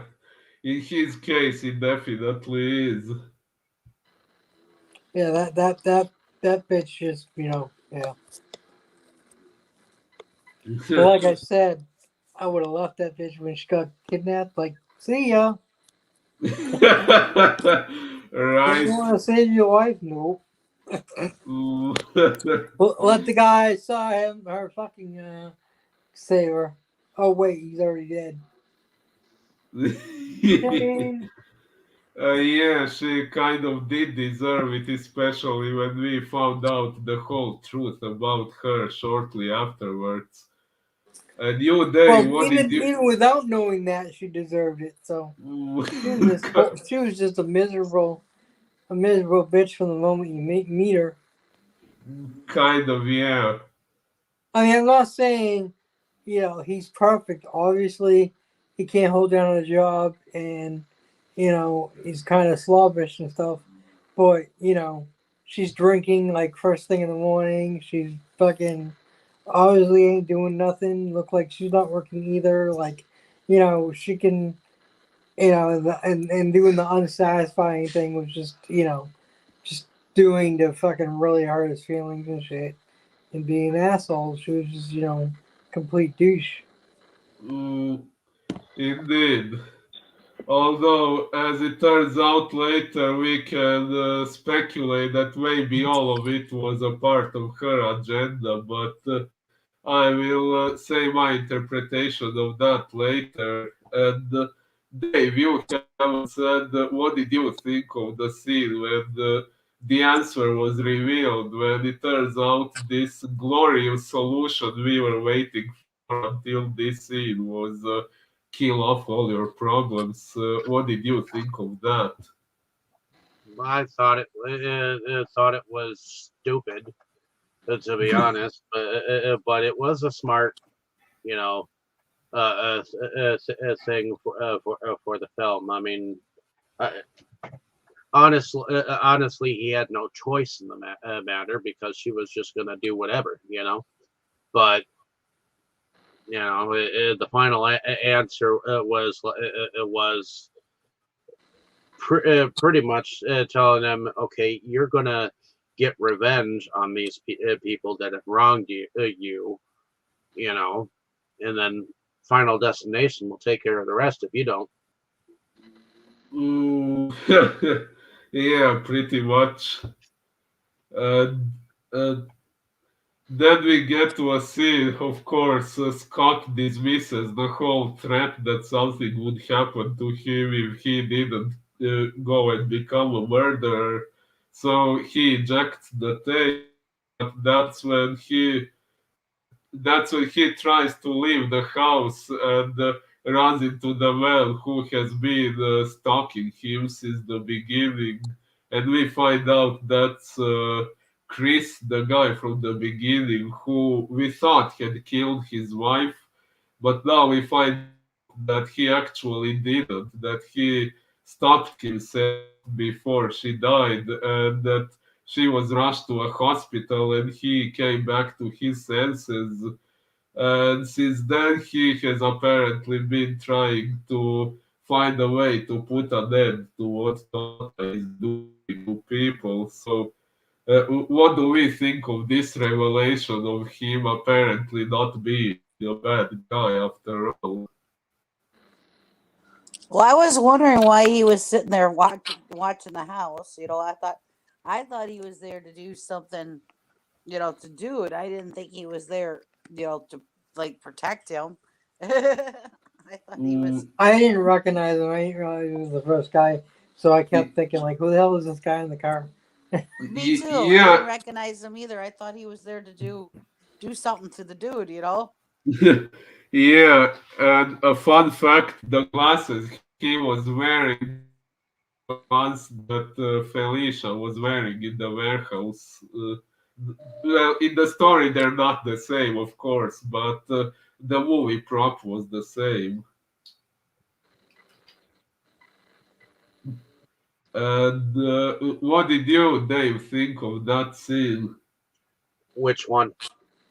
When Chris showed up and talked to Scott, and we found out that he was not really a bad guy. That he what he did to his wife was because Tota drove him crazy with the tape, and he actually came back to his senses and didn't kill his wife, and that she apparently was recovering in the hospital and forgave him for what he almost did to her.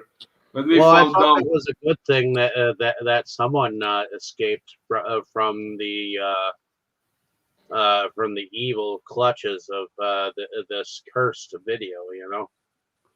in, indeed, and one thing I found really interesting here, even though they didn't explicitly say that way, but as we can see, Chris wants to put an end to Tota, and he made contact to Scott because he was looking for an ally in his war against her. He wanted someone to help him hunt her down. He had guns and a copy of the Bible. He clearly wanted to kill her.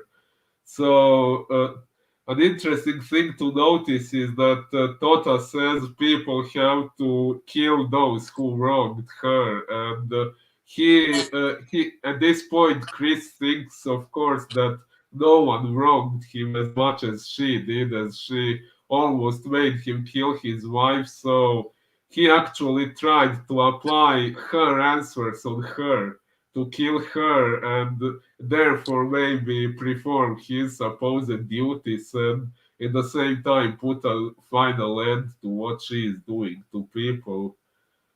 Uh, which, like I said, was not directly said that way, but that was how I interpreted it while writing my story, and I found it quite interesting. So, what did you all think of that?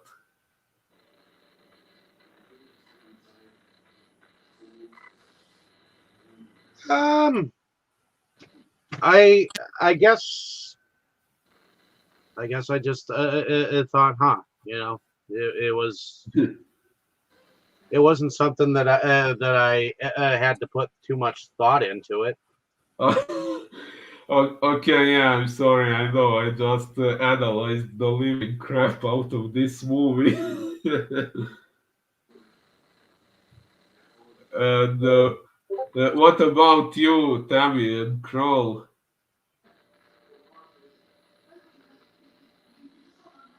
Well, yeah, he wants to put an end to this, and he wants somebody to help him.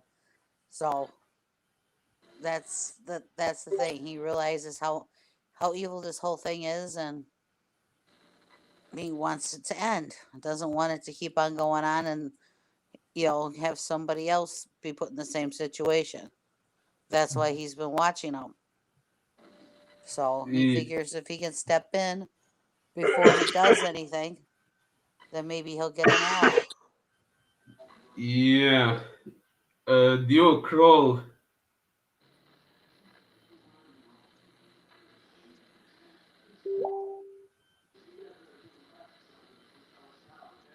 hoot hoot, Kroll.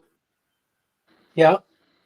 Uh, what did you think of this scene we have been discussing with when we found out the truth about Chris and the way he teamed up with Scott in an attempt to put an end to Total? Yeah, I mean, it's cool that he's instead of running away, he's trying to face her and take her out. Um, she quit. She tried to have him kill his wife, and instead of just you know going about his life or whatever, he's trying to take her out. So nothing happens to his wife or anything or him, and so he's taking the fight to her. So that's pretty cool. You know, but like I said, they were misplaced in saving the other wife. But unfortunately, no one realized how bad she was. Oh, So yeah. And we can also see that Tota doesn't waste time. She immediately went when she realized that Scott wouldn't perform his duties. She immediately went to do it herself, and we see her eliminate Teresa Slower from the beginning. And yeah, what do we think of that? Of the way she appeared in front of him and the way she killed him. What do we think about that scene? it was cool. Oh, I really loved it. Like she looks like just an average woman. When you see her, you wouldn't imagine she has any extraordinary strength. Yet, with her bare hand, she ripped that guy's heart out. Yeah, I'll uh, rip your heart out. sorry, Literally, what did you say? I'll rip your heart out. Literally, Yeah. baby, give Uh, me your heart. Yeah, and what did you two think, Dave and Tammy, Of of Tota killing Teresa Slower by ripping his heart out? I thought that was cool. Um, it was definitely something that was um, wicked in the film. I hurt you.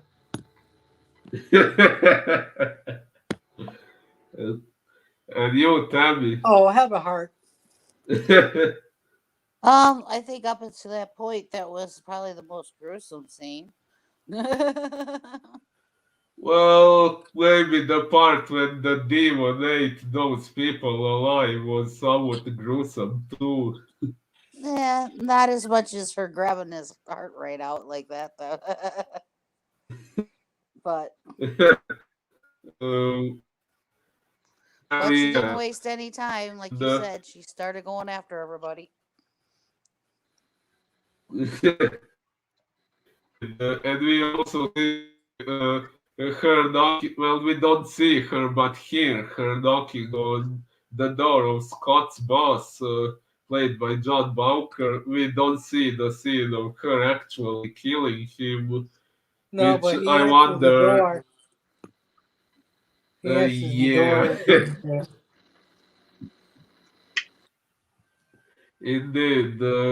So we don't see the actual moment of his death, which I somewhat wonder if it was maybe because one of I them. like what she doesn't have a cell phone.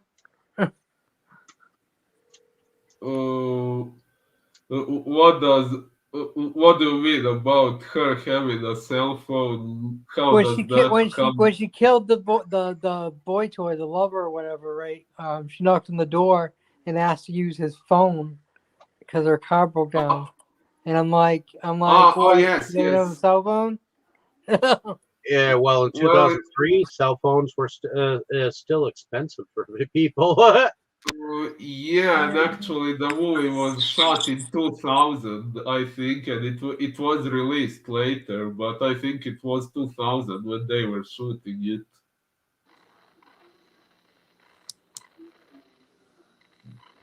Uh, and yeah, so we don't see the moment of the boss getting killed, but and I kind of wonder if it was because maybe either him or Felicia maybe weren't available for shooting that scene, or maybe they just wanted to make it more shocking when Scott and Chris find his body shortly afterwards. But of course, in my writing, I described that scene too. But yeah, so when Scott and Chris realize they cannot save Teresa's lover as they don't know his name or address, they try to save the boss, and that's when we find out Chris is armed with two guns and a copy of the Bible.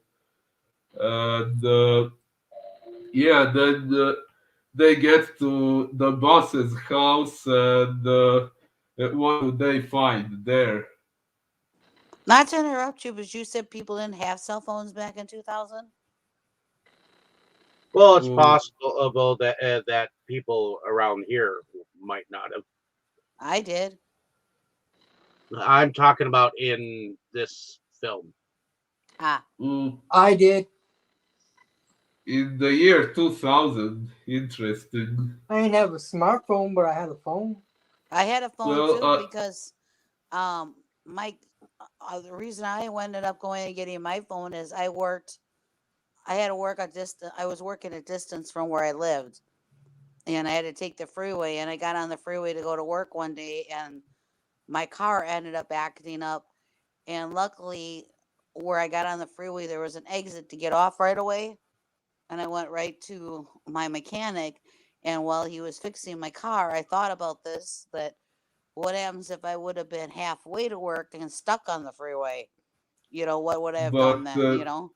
And but that's when I went and got my first cell phone. It wasn't nothing fancy, but they weren't, when I got that phone, they weren't fancy then, you know? Not at all. so your car broke down and you didn't have a phone. Well, I hope that mechanic still has his heart. Ah, Sorry, I had to. He's heartless. like all mechanics are. No, my mechanic, I've had him for over 20 years now, so I've even trusted Oh, him with the Grand Prix. oh, So, so he is still alive. Good to know that. For yep. now, uh, yeah. Um, so when Scott and Chris come to the boss's house, what do they find there? nothing. And when they come out of it, Then they come out of it, and the dude throws up, and he's like, "What?" He points over, and we see the boss over there, all bloodied and dead and shit. And yeah, then Chris disfigured. tells him, "Hurry up! You want to save your wife, don't you?" And he's just still throwing up, and you know, like I said, I was to leave the bitch, but Yeah, actually, that's the moment when we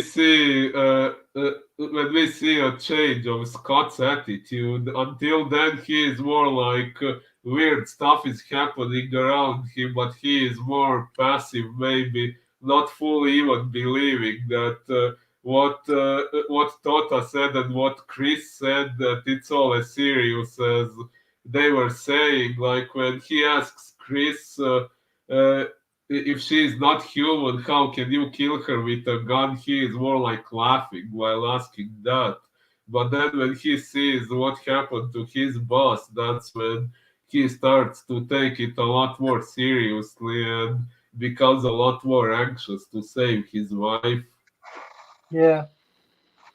Uh, and yeah, what did you all think of this moment when they find the boss's corpse and it's disfigured beyond recognition? Um. Why didn't they show him getting beat up? Right. Oh, you think we should at least seen him get beat up or killed or whatnot? Of Yeah, course. why not? Ooh, yeah, yeah. At least I would like it to be included as a deleted scene. Maybe it kind of works well for the movie that we don't see it because that Well, makes it. you don't always want your murders or your killings to be off screen. You know. Uh, yeah, yeah. Maybe it does make it more shocking when they find him, but yeah, I do kind of wish we saw it at least as a deleted scene after the credits or something like that.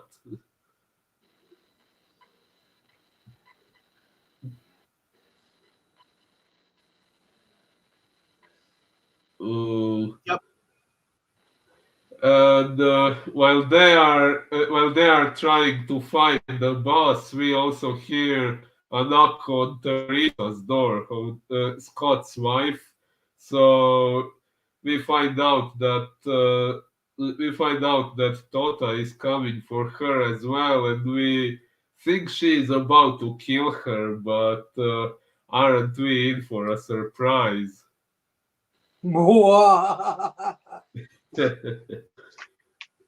uh, Yeah, so Scott rushes back home with Chris, and what do they find there? A note. There Oh was a yeah, note. uh, yeah, and it says that if they want to save Teresa, they have to come back to the warehouse, and we find And out that and bring that chicken shit Chris with you. yeah, I love that quote. Yeah. So, as And he Chris just says, and Chris, like I said, to his merit, he's like, "Let's go, let's get this bitch." yeah, bitch, she knows we're working together. uh, so yeah, and we also see a brief sequence of Teresa in the warehouse, and it actually keeps us believing that she is kidnapped She's because we. handcuffed up. She's handcuffed up in her underwear, and we see Felicia's character Toda scratch her across the belly, and Oh yeah. And I must say, I found scratching rather sexy with those long black claws. Tota no cat. doubt, What did you? no doubt. What? I said no doubt. Oh, did you all like that too? Yes. Ooh. Dave, you are kind of quiet. What's going on? I'm just listening. Oh, what did you Honestly, think of the scene of Teresa tied up in the warehouse and Tota scratching her stomach? Well, I at first thought that she had actually kidnapped her and was holding her to see what Scott would do. But I did not think that she was in on it. You know, at least. Yeah. you didn't see that one coming. Yeah, that twist is really good. What do you, Tammy, think? I didn't see the twist coming either at the time, so I thought that she really was kidnapped. Indeed, actually, when they came to the warehouse, actually, that battle in the warehouse is by far my favorite scene for multiple reasons. But yeah, that part when Scott releases her and she hugs him, and it looks like they are going to have a reconciliation. When I watched it for the first time, I actually believed that in that moment she was regretting the way she had treated him, and that things would get better between Yeah, them I thought from. so too. Yeah, but. Okay, before we come to the twist, there is another badass moment. What happens right before that?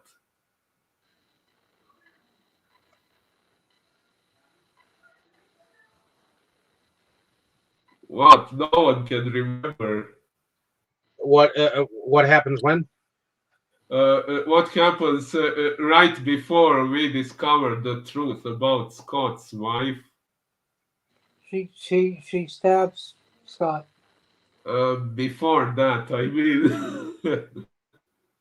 He tries to undo the handcuffs. He can't. She said the keys are over there. He picks up the keys, and you see Felicia behind there watching, and he lets her out.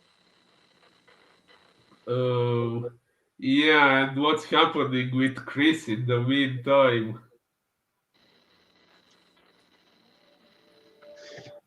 Chris is. Oh yeah, that's right. He at the He's look, same time is isn't it doesn't she come for him? no, she's Uh, looking for. He's looking for her. Yeah, he goes to that other room in the warehouse with a gun, intending to find her and kill her. But what happens?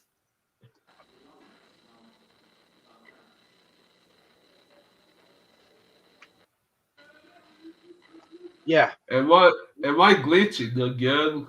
Nope.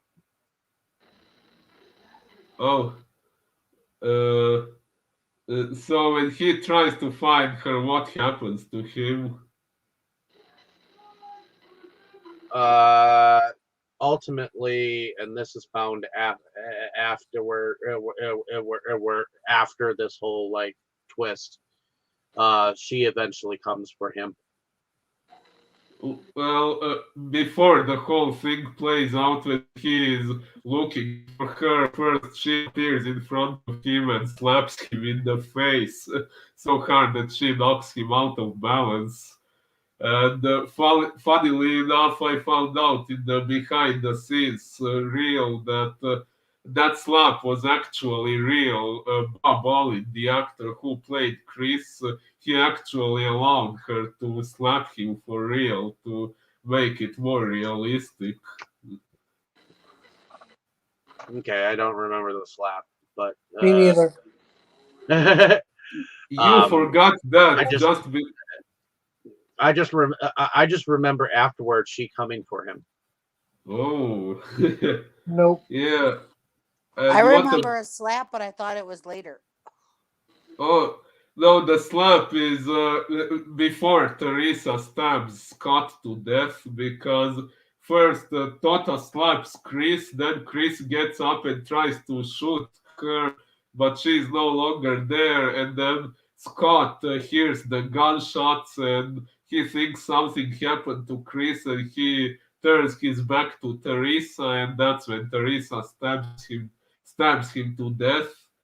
And yeah, that's when we find out the most shocking twist of the movie that Teresa had made a deal with Tota a long time ago. That already at the beginning, when she was criticizing Scott for this and that, she had already made a deal with Tota, which somewhat implies that everything she did to Scott, all the insults, the cheating, all of it, that it was all actually a part of her plan to get him to feel wronged by her and hear the radio advert and make a deal with Tota because Teresa knew him well enough to know that he would never kill her and that it would get him killed instead. And since she had a deal with Tota, even though Scott didn't perform his duties, Teresa wouldn't get killed because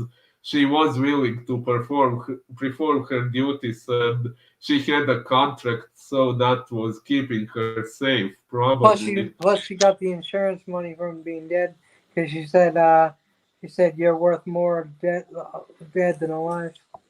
Yes, yes. So all of it, maybe she didn't genuinely hate his habits uh,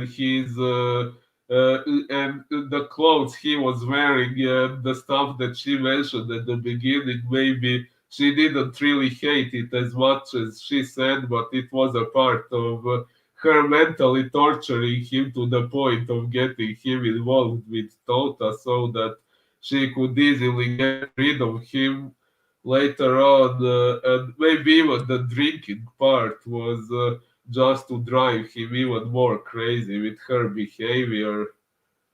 Uh, and that was when I felt a mixture of sympathy for Scott, and at the same time I kind of think it was rather stupid of him to still tell her I love you after she stabbed him to death just Yeah. before he died.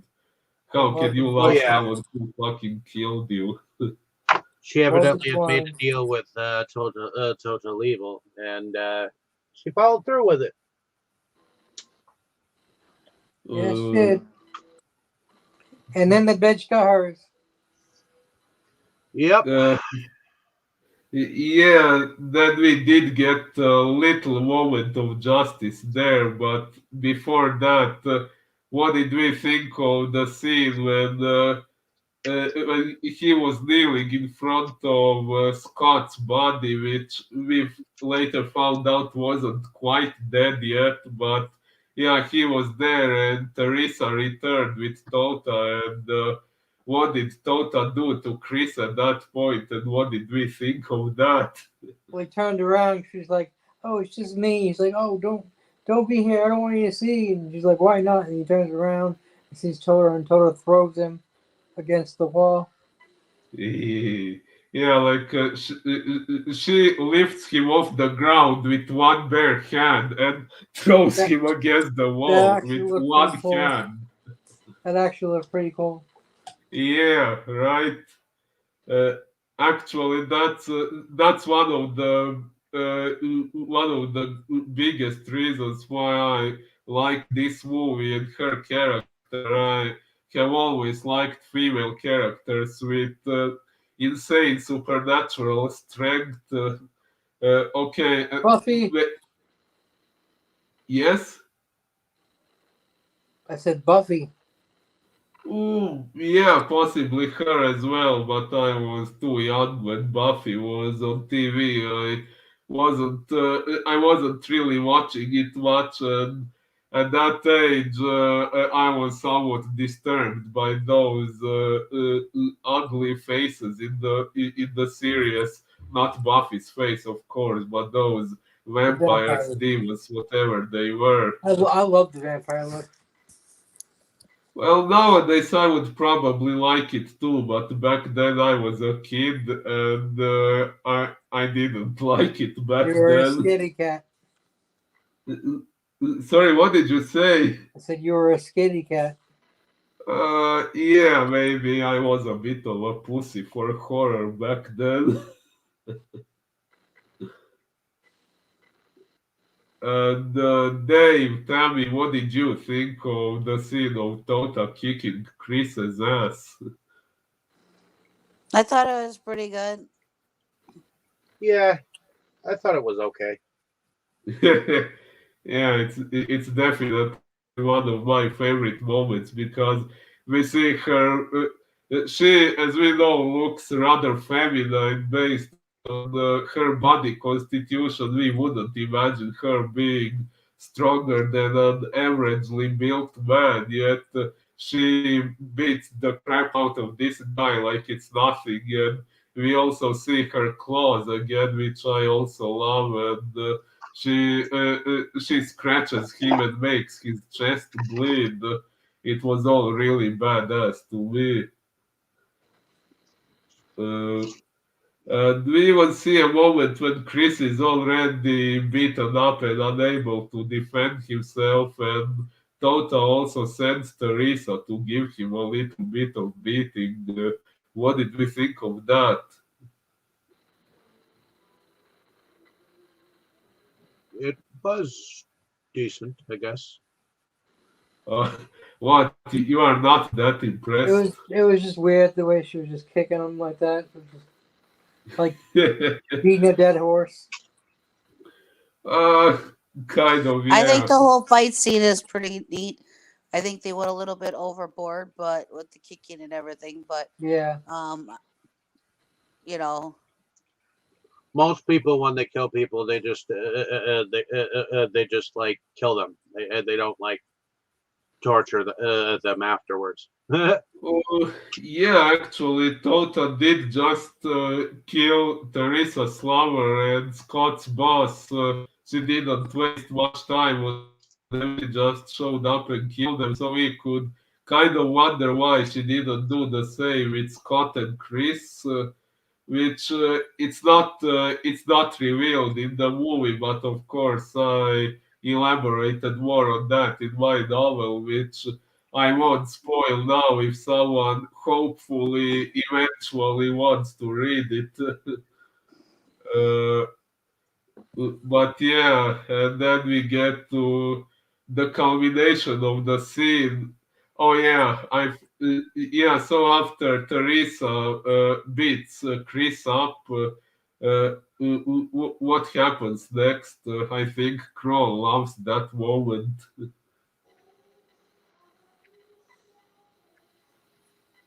What? Oh, when he turns around and grabs, shoots her, Oh yeah. and then Toda grabs the gun, and they fight, and she throws him down again, and she's punching him, which is really weird. Just it looked weird. It looked weird the way she was punching him, like uh, like a little girl was just trying to hit a bigger guy and wasn't doing anything. Like it just didn't look right. It just didn't look. It didn't look like uh, she was doing much. Like I don't know why she didn't use her nails and like was scratching them and stuff. That would have looked cooler. And then of course, the other dude wasn't dead, and he slides the Bible over and he grabs the Bible and tosses it to her, and she catches it for some stupid reason because I guess she's an idiot, and, and, and she burns up and like the Wicked Witch melts in water and Wizard was. So Yeah. Uh, and we think that's the end of her. I think she caught the Bible more out of like a reflex because he said, "Here, you know." yes, yes. I get that, but still, Uh, so tell me, what did you think of that dum fight? dum dum. From Chris shooting Teresa to death to Tota catching the Bible and burning out. Well, I think I agree with Kroll when she's hitting Scott. It just like looked really, you know, it looked. I'm sorry, it looked kind of stupid the way she was hitting him. I mean, Pathetic, it reminded me of like a little kid or whatever play right? fighting and hitting somebody that's bigger than them. You know, Right, right. You mean Scott or Chris? Because there is a moment when she's also Chris, hitting Scott, who is well, that's when she probably puts the final nail in his coffin. But were you referring to watching when she started hitting Scott or when she was beating Chris? either one, like just but when she was hitting Scott, she wasn't using her nails. She was just yeah, she's just hitting him, and it punching looked like so childish.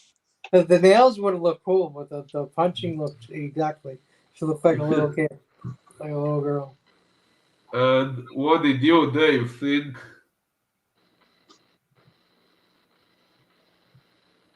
Huh? Uh, are you playing some video game or something? You're not paying Of attention course to he the is. I conversation. am not, but Yeah, go ahead. Uh, I was asking, what did you think of that final part of the fight after Chris shot Teresa to the moment when Tota caught the Bible and apparently burned to death? Kind of agreed with Tammy and Kroll on that aspect of things, because the fighting when she was hitting him, it did look slightly childish. I mean, I would have gotten more into like if she'd have scratched the shit out of him or some shit like no, I'm saying. yeah, Well, done some Catwoman shit or something like that. I can kind of see why, but I guess that's because maybe they weren't able to film it better without her actually punching him in the face multiple times. So I guess that's more of a technical issue than character issue. It But would have I been can, cooler showing her like scratching him, and then like panning away, and then panning back and seeing like marks all over his face and his arms and stuff. Like they could have done that, but yeah. yeah, probably. But I personally liked this part a lot, especially the part when she rips the gun out of his hand, but instead of shooting him to death with it, she just throws it away and goes on him with her fists. I can kind of hear her saying in that moment, I don't need a stupid gun to deal with you, filthy human. Uh, uh, so yeah, I actually found that pretty interesting. And then yeah, when she was punching him in the face, it didn't look very realistic. But like I said, I attributed it to the technical difficulties in shooting such a scene. And then yeah, Scott, who isn't quite dead yet, he throws the Bible towards them, which as Tota is sensitive to that, as we find out, it's like her kryptonite. She backs out and starts hissing. It causes her to act more like an animal, and she starts hitting Scott in the stomach, even though the guy is already dying and cannot do much more. But she is like left to her animalistic instincts in that moment, and she starts beating him, which is probably the moment when he actually dies. But in that moment, Chris grabs the Bible and gets her off guard as he throws it her way. And she grabs it and she can no longer release it from her hands, kind of like when you touch an electrified wire and it's and you get electrocuted, but you cannot release it from your hands. I assume the same thing happened to her here as well, as she is apparently burning to death while Chris is passing out. So I find this whole scene, actually, the whole battle in the warehouse, it's by far my favorite scene in the movie, although I would have hated the ending when Tota apparently dies, as none of you have probably figured out yet, but she is my favorite character. None of you knew that, right? No, no idea. Wow, really? I thought it was Chris. Yeah, actually, Chris is an interesting character because he can also be analyzed quite a bit because the main thing about him is he is apparently very remorseful about what he did to his wife, yet when he had to shoot another woman to death. Okay, Teresa did deserve it, but Yes, dude. Chris didn't show even the slightest bit of hesitation. He was fully determined to kill her when he shot her. So we can, when we analyze that, we can figure out that he already had some suppressed violence in him from the very beginning, and Tota probably saw that when she started to interact with him off screen. In the part of the story we didn't get to see directly on screen before she drove him insane and Not made until the him all. prequel. Sorry, what? I said not until the prequel. Yeah, the prequel that only exists here. uh, but yeah, the way I interpreted this, she saw that Chris had some inner conflicts and some suppressed violence he was struggling not to act on, and she did her best to pull it out of him and make him act on it, which she obviously didn't at the beginning. And so yeah, that's something that also makes Chris an interesting character. I would say morally gray, even though he was supposed to be a victim or a tragic hero or something. I think well, he maybe is more to the good side. I would say he is not entirely innocent, but that's what makes him morally gray and therefore interesting to analyze. Okay. And then we get to the almost final scene. So, what do we see happening after Tota's apparent death? Well, we go back since we see Chris in bed with his wife, and she's like, "You still thinking about it?" And he's like, "I can't help it." And he's like, I couldn't save him." And she's like, "Well, you saved me by not killing me. Isn't that enough?" He's like, "Yeah, I guess so." And then she's like, I'm gonna go take a bath, and he's like, I'm gonna get something to eat, and she goes in, take a bath, and he goes make the sandwich, and puts his mayonnaise on, and he goes to cut it, and he's looking at the knife, and he cuts it, and she's in the bathtub, and she gets in there, and you see Toto popping up from the bath, and grabs her, and she's choking her, and you know, The glorious he's comeback. sitting watching TV and he's not paying attention to her scream, her yelling or whatever, and flailing around. Then afterwards, he's like, "Honey, did you say something?" And then he finally goes in and checks on her, and uh, he finds her in her pool of blood, dead. And yeah, Ooh. Yeah, so what do we think of that whole scene? That was a good scene. I really liked the way they made her look like kind of like a zombie version of herself, but not a zombie. Like she knew what she was doing and stuff, but she looked a little decayed, but eviler. Like she looked more like a demon, but she didn't look like that red demon. She looked like herself, but Uh, herself as a demon. So I really liked that look. I think that was probably one of the best violent scenes in the movie, in my opinion.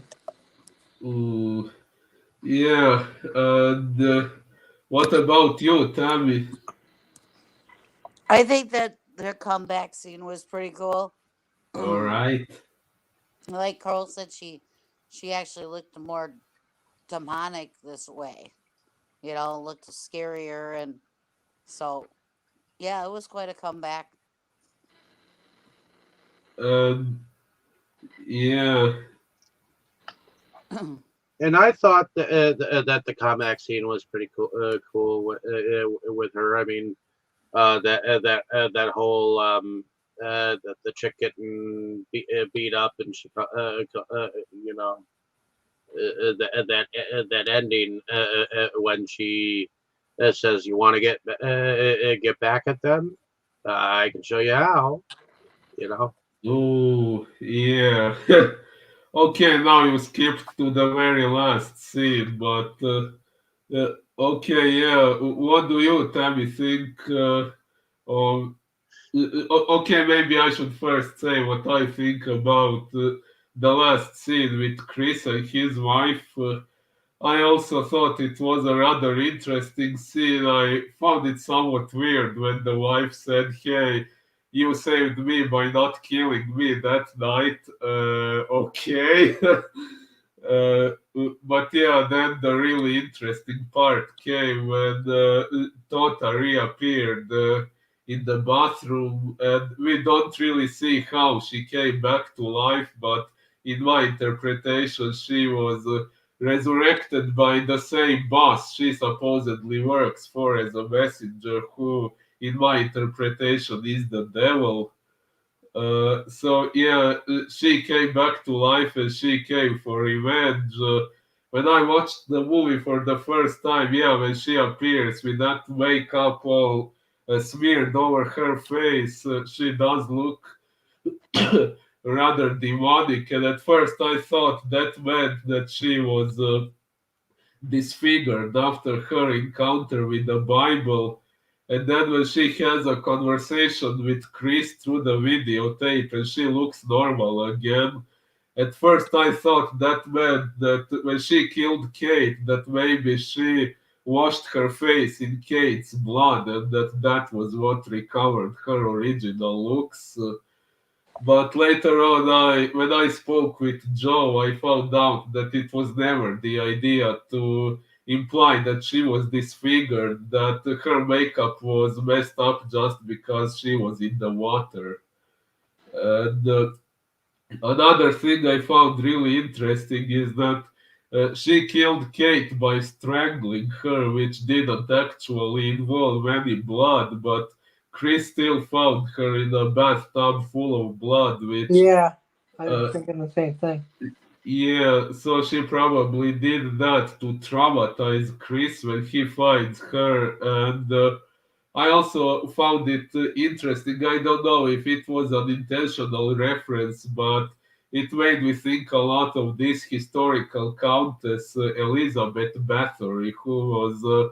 The legend says that she was bathing in blood of virgins to because she believed it would keep her younger for a longer time. And I don't know if this was an intentional reference to that, but it was definitely cool. Oh, Countess Bloodbath. Yeah, yes, yes. Uh, that's it. And also, interestingly enough, the movie Chris was watching while Kate was getting killed, that movie actually exists, and it's the other movie on this DVD. housebound. The scene we hear Chris watching is one scene near the end of the movie. I think it's the culmination scene. So yeah, that's an interesting fact. And there is also another one you guys probably didn't notice, but when Kate goes to have her bath, you can see a soap dish on the wall behind the bathtub. But when Chris finds her dead, that soap dish is no longer there, and a few tiles are torn off the wall. That was actually not intentional. I saw that in behind the scenes. That was actually a spudao on the set. Uh, while they were filming the scene, Felicia grabbed that soap dish while getting out of the bathtub, and she thought it was firmer than it was, and she ended up ripping that soap dish out, and a few tiles went off along with it. Unfortunately, the camera happened to be off just at that very moment, but they still filmed everyone's reaction to what happened, and they tried not to shoot the wall after that happened, but it still did appear on screen a little bit, and if you look closely, you can see it. So yeah, I thought that was pretty funny. And yeah, then we get to the final scene, which Dave has already mentioned. After the play out with Chris and his wife, so he lost his wife, but Tota left him alive because apparently he didn't have a contract, but she played with him differently for reasons only she knows and we can speculate about. But uh, okay, maybe I can say my interpretation of that. My interpretation was that Chris was having some issues with his wife before, but we didn't get to hear exactly what it was. But my theory was he wanted to forgive her, but things were still difficult between them. And that was why Tota played a different game with him because instead of just telling him that he had to kill her, she wanted to drive him insane and make him do it on impulse. So that's why she didn't contract him, which in turn led to him being left alive at the end when she killed Kate. And but for Chris, maybe it was a fate even worse than death because we find out that what happened to him would be another short movie that she would show to her future victims, which kind of leaves us wondering if The Seekers itself, the movie as a whole, is maybe, as she says, her training video to make people figure out the answers. Yeah. Although I asked Joe about that at one point, and he says that John didn't really have that on his mind, but we can still have our own interpretations.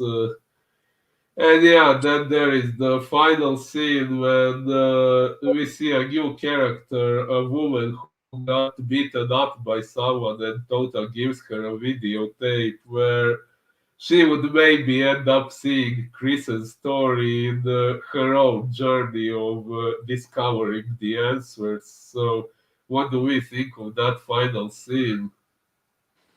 Here we go again. Yep. What did you say, Tammy? Here we go again. Yeah. The circle of life begins. Or maybe more like circle of death, but yeah. You took the words right out of my head.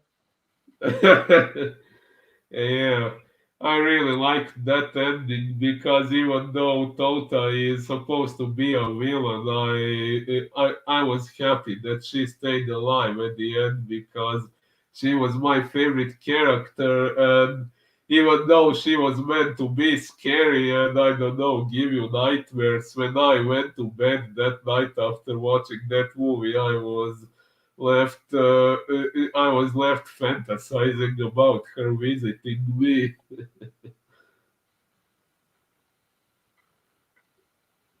Okay. And I guess it's time to talk about the production. So, what do we think of production? I thought the production was pretty good. I thought the locations were good. I did think that Felicia Pandolfi was one of the better actors, uh, Right? or actresses in the film. Uh, I do think the storyline was pretty good. Um, and I liked, you know, the supernatural element of it. So, what about you, Crow? Yeah, I agree. Um, the production for what it was pretty decent. Like I said, could have used a little more blood, but um, besides that, I mean, they did show some blood in some scenes, so that was cool. And besides that fight, I just think they could have done a much better job with her scratching him and like panning away and showing him with all kinds of cuts and stuff, and that would have looked cooler than her just beating him up like a little girl. um, but other than that, that was probably the weakest part of the movie. You know, um, as far as production goes, and like I said, the end part with her coming out of the tub, I think that was one of the strongest parts. I really liked that. It really looked cool. Um, the way she came up and the way she looked. She looked like she was, like rising from the grave, but she's rising from the tub. And yeah, it was pretty cool the way she looked, and and when she killed the wife, the way she looked, it was cool. I liked it. Um, Uh, yeah, Yeah, maybe my only issue with that scene would be that maybe the actor playing Chris didn't really show much emotion and much shock and distress when he yeah, I agree. found his. Yeah, but yeah, I guess he's not a professional actor like no one here really was, so he did the best he could. I don't really think since the movie is generally wasn't professionally made. Uh, I guess it was still good enough. And what about you, Tammy or Kroll? Did you have anything else to say about the No, go ahead. production? No, I'm Oh, done. Tammy. I thought production was okay. I liked the storyline, and of course, I liked the actress that played Total. She was the best out of all of them for acting wise. I think. Um, I guess the scenes and everything when where they were okay. I just like I said, it wasn't um it wasn't the worst that I've seen in like independent or whatever, but you could definitely tell it was independent and low budget, but it wasn't too bad. Mm, It yeah. was it was at least interesting. It kept my interest enough to watch it and watch it all the way through and everything. So Glad to hear that. Uh, is that all of your impressions about the production? yeah. Okay, Yep. my first impression. Sorry, Dave. I said, yep. Sorry. Yep, that was all my impression. Oh, but did you even give your impressions? Yeah, he did. Yep, I Oh, was the first one who did. He was the first one to give his oh, impression. okay.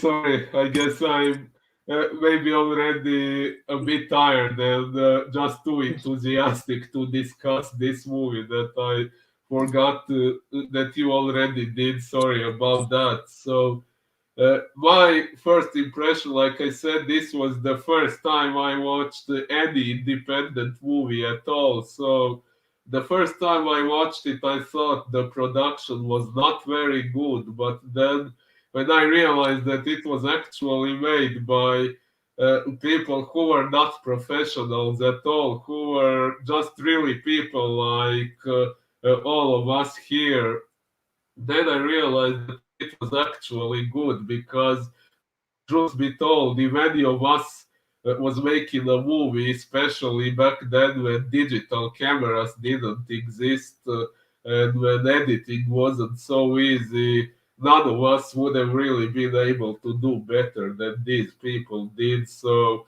I really cannot complain much about the production. Maybe about the part when Trish was killed and we just saw the screen going black instead of showing us the wall getting sprinkled with blood or something like that. But yeah, some other things were really cool, like the demon. Okay, maybe it looked somewhat like a Halloween costume, didn't look realistic, but yeah, then again, like I said, it was made by ordinary people like us, and they put a lot of effort into that makeup. It was Yeah, not I've costume. seen worse in that, in a, demon looking. So Eh, with Yeah, bigger budgets, I've seen worse. So it was actually not a costume, it was body paint and makeup, and I saw in the behind the scenes reel that they put one hell of an effort into that. really, So that's pretty amazing. yes, yes. So I think That's more. That's even more impressive. he did. And also when they showed the face of Scott's boss all covered in blood, that also took some practical effects, which was quite well done in my opinion. Actually, that moment when we see the boss's dead face covered in blood, if I had watched this movie as a kid, that would have probably been the moment that would have scared me. uh, and what else was I going to say? Uh, I think all the idea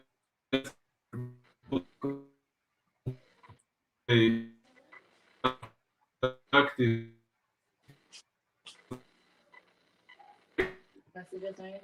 What? What? Only 5 minutes. Oh, It was 4:45 to 5:45. uh, It's 4:50. I'm asking if they messaged you. No. Your food's in the kitchen. Oh, If your mom didn't come home, I would have known it down there. well, that was ridiculously quick.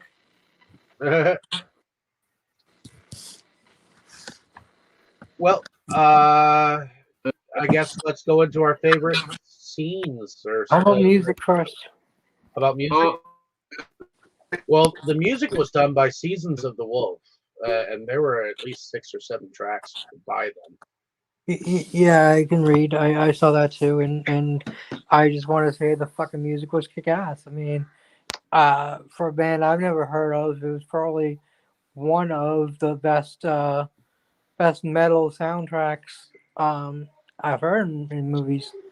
I as much as the movie was pretty decent, but I think the soundtrack was top notch. I mean, I could hear that soundtrack in Hollywood movies and big movies, and that soundtrack was just absolutely kick ass. And I really like that band. I did too. I had never heard of them, but they did a phenomenal job. And even the ones that did like the more classical type music was good too. There was nothing really cheesy about the music at all. The music was top notch, and it fit the situations, and yeah, it was all great. I really enjoyed all the music in the movie. I concur. Yeah, What about you, Tammy?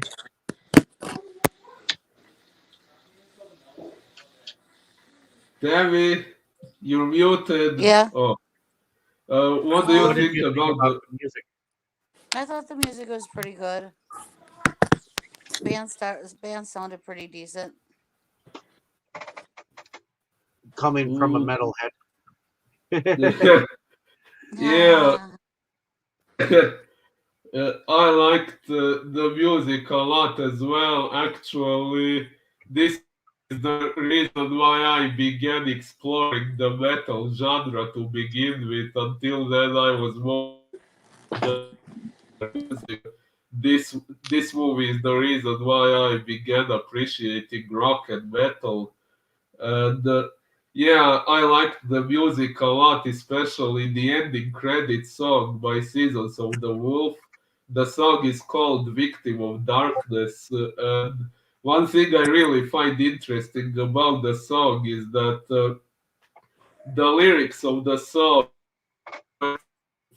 sung by a woman, it's almost as if they were written about my personal interpretation of Tota as a character rather than John Bowker's envisionment of her, because as we know, he actually imagined her actually being the devil rather than the devil's messenger, which Chris which is the way she is in my writing. And there is this one part of the song, the second verse, that says, left here abandoned, left here to wander, not knowing peace, now death will. Hence, all the wrong is done. I'm cursed forever. I am the devil's son. The pretty much interpretation of Total Evil as a character. So I found really impressive that someone put that into a ended up being in the movie, even though I had not. Of course, I was a kid when that movie was made. Of course, no one could have known how I would have interpreted it. And what happened to Kroll? He disappeared. I think he had to go. Um, I guess one of his family members showed up, and I guess they didn't get the memo that he was on a podcast. Oh, So, well, okay. The three of us will have to say our favorite scenes. okay, what Uh, about you, Tammy? um, my favorite scene. Um, I guess at the end, when she kills Chris's wife, I thought that one was pretty cool. How she came back and the way she looked and the way she had everything. I think that was my favorite scene. My well, favorite as long as I'm act. here, she will be here too. My favorite actor. Um.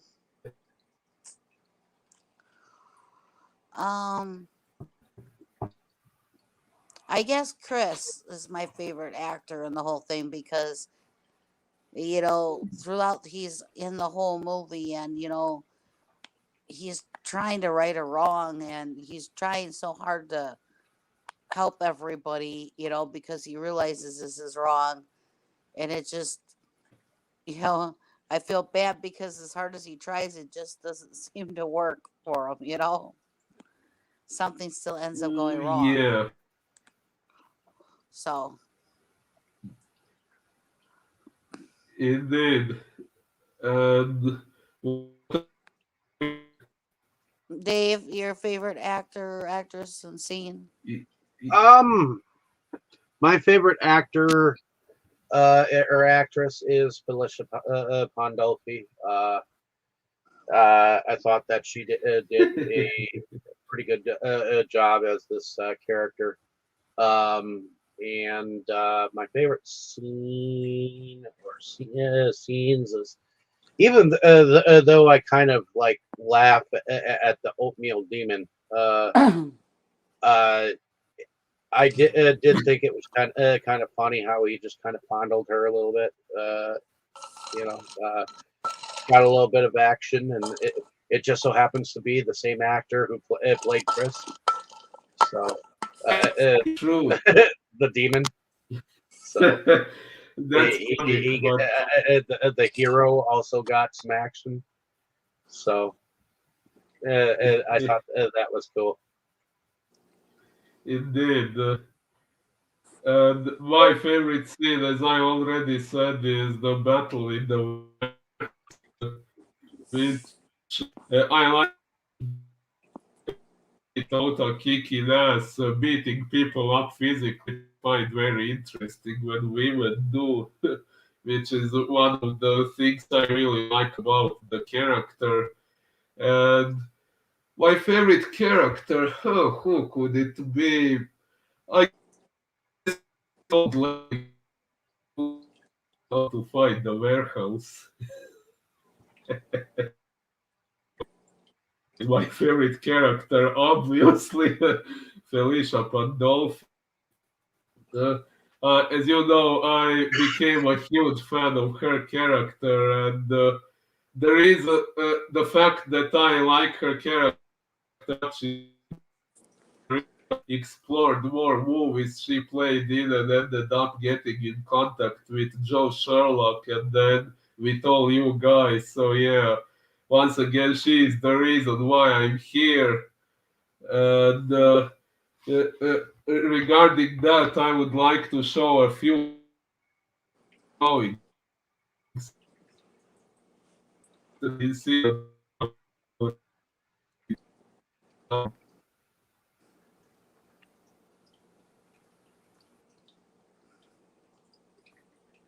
hello. Yep. Yeah. Uh, okay, so it's actually done for me by Joe Sherlock uh, himself. yes, the director of photography of the movie. He did this drawing for me at one point, and that drawing is what I digitally edited for this picture I have on my shirt, Yeah, which says. Joe Sherlock is a decent artist drawing wise because he sent some of his art whenever I bought something from his stuff before as like something extra. So that's always Yeah, he been did. something cool. Uh, yeah. So, as you maybe saw, the title on my shirt says "Video Warehouse," and that's a kind of an inner joke. Tota calls her video store in the movie the Video Warehouse, and as she says, she has many movies rare and hard to find, strange and bizarre.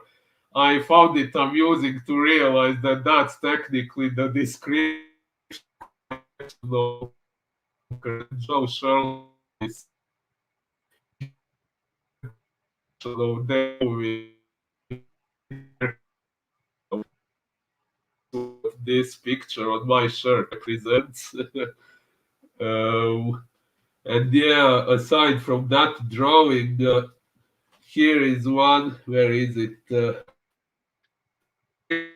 A friend did for me for my birthday in 2000, and That looks I cool. find thank you. I find very interesting that before she drawing for me in some clips of Tota as a character, but she did not watch. She didn't know what it was about, but she intuitively wrote it your favorite video store. This is going live. Like she wrote it as if she knew what the Dota would say in the movie, and the first somehow came to her while she was drawing. I find that really amazing and mind blowing. Uh, and I also have okay. Uh, this is an unfinished drawing of her. I tried to draw this picture that I edited for an unofficial cover for my novel. I tried to draw it. Very cool. Yep, I can't draw, so looks Thank cool. you. What did you say, I said very cool. Tammy? She I said said it she looked can't cool. draw. I can't really draw, so when I see somebody that can draw, I think, oh, that's neat because I can't draw. Well, actually, my drawing skills are not really that good compared to the other. Here is another full drawing of her I did.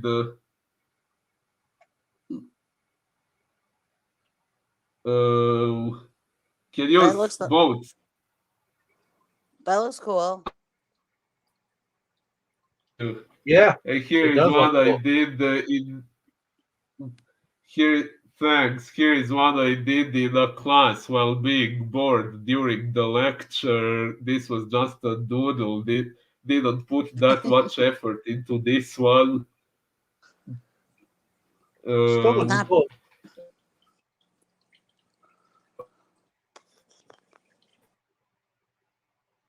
Still looks cool. So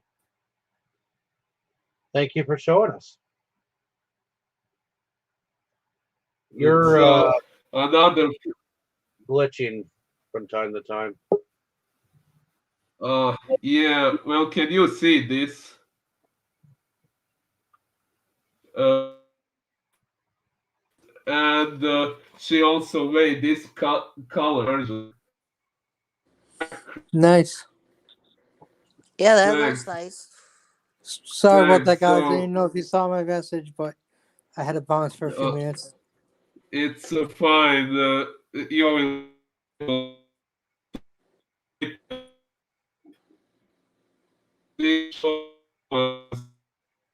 oh,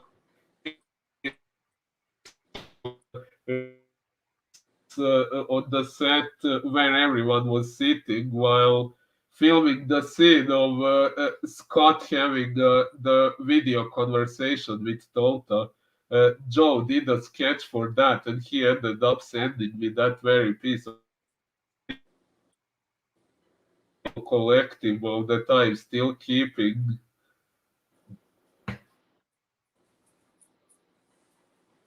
Did you guys see it? Yeah, Yeah,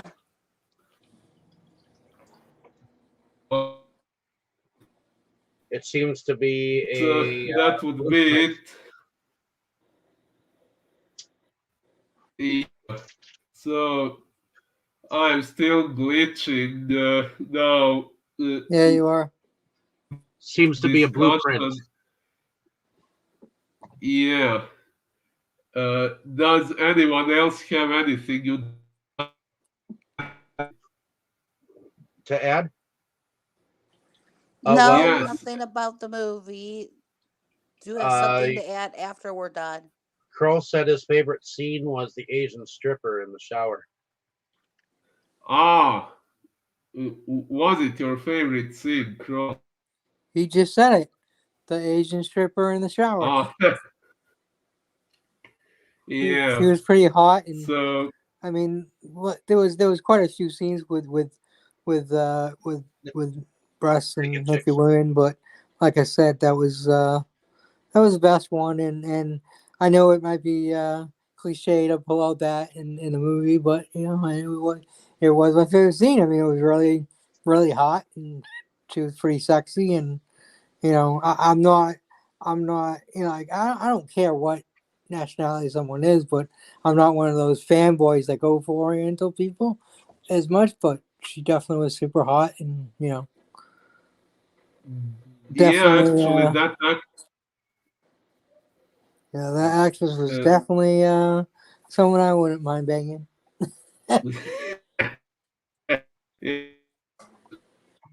Real stripper at the time when this movie was made. Funny. Oh, she was in fact a stripper. Yes. I think they actually hired a stripper for that role. And you won't see that actress in any other movie by this or maybe other movie. Yep. And I think at this point we have finished our discussion. So Mm, hopefully you guys out there have enjoyed our Nice. 3 hour discussion on this film. yeah. And let us know down in the comments what you thought of the film. Yeah, the discussion was 3 times as long as the movie. Yeah, I'm sorry I was rambling a lot about it, and actually, for the end of this discussion, I write about this character a lot. I wanted to read a poem. I apparently glitching, and we have been here for a long time. You can decide if you want me to read the poem or not. I suppose go right ahead, and then we can end our discussion here. So Yes, because I need to talk to Kroll and you boys when we get done. So don't jump off right away. Uh-oh. What did I do? Okay, I here it before you is. glitch again, glitch. You can't have my heart. Uh, I want, but I can't get total. So okay, this poem is maybe not so much about what about total movie. It's more about my interpretation of her, which is better in the novel, of course. But yeah, here is the poem. Total evil.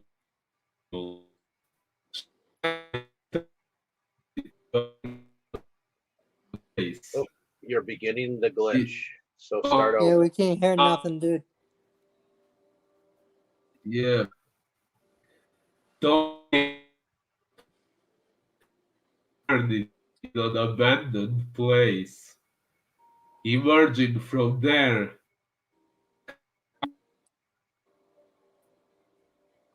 I don't think you heard us, Dave. Yeah. uh, was You're just glitching a lot, dude. Like, we heard the first half of the sentence, and that was it. So if anybody wants to hear see the poem, fucking maybe you destroy can my send it to me, internet. and I can put it in the description of the link. And then you, ladies and gentlemen, who have been watching and whatnot, can read it as something extra. So Yeah, sorry for being unable to read it now. Looks like I'm glitching and you are not able to hear it. yep, we'll just call you glitch because you got a zipper for a head. Anyways, a reference to Tin Okay, Man, please. the miniseries. None of what you just said made any sense. There is a character in Tin Man, the Yeah, miniseries that was on Sci-Fi, and he was the Scarecrow character, and he had a zipper where his brain should have been. And he glitched a lot, so that's and his name was Glitch. So, But the oh yeah. but in any case, like, share, and subscribe, and hopefully we'll be back next week as we'll be gone with the wind.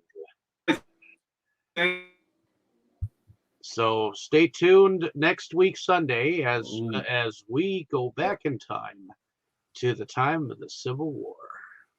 So hopefully y'all have enjoyed this discussion, and we'll be here next time for you. So everyone say good night. Good night. Good night. Good night. Good day. Hoot hoot.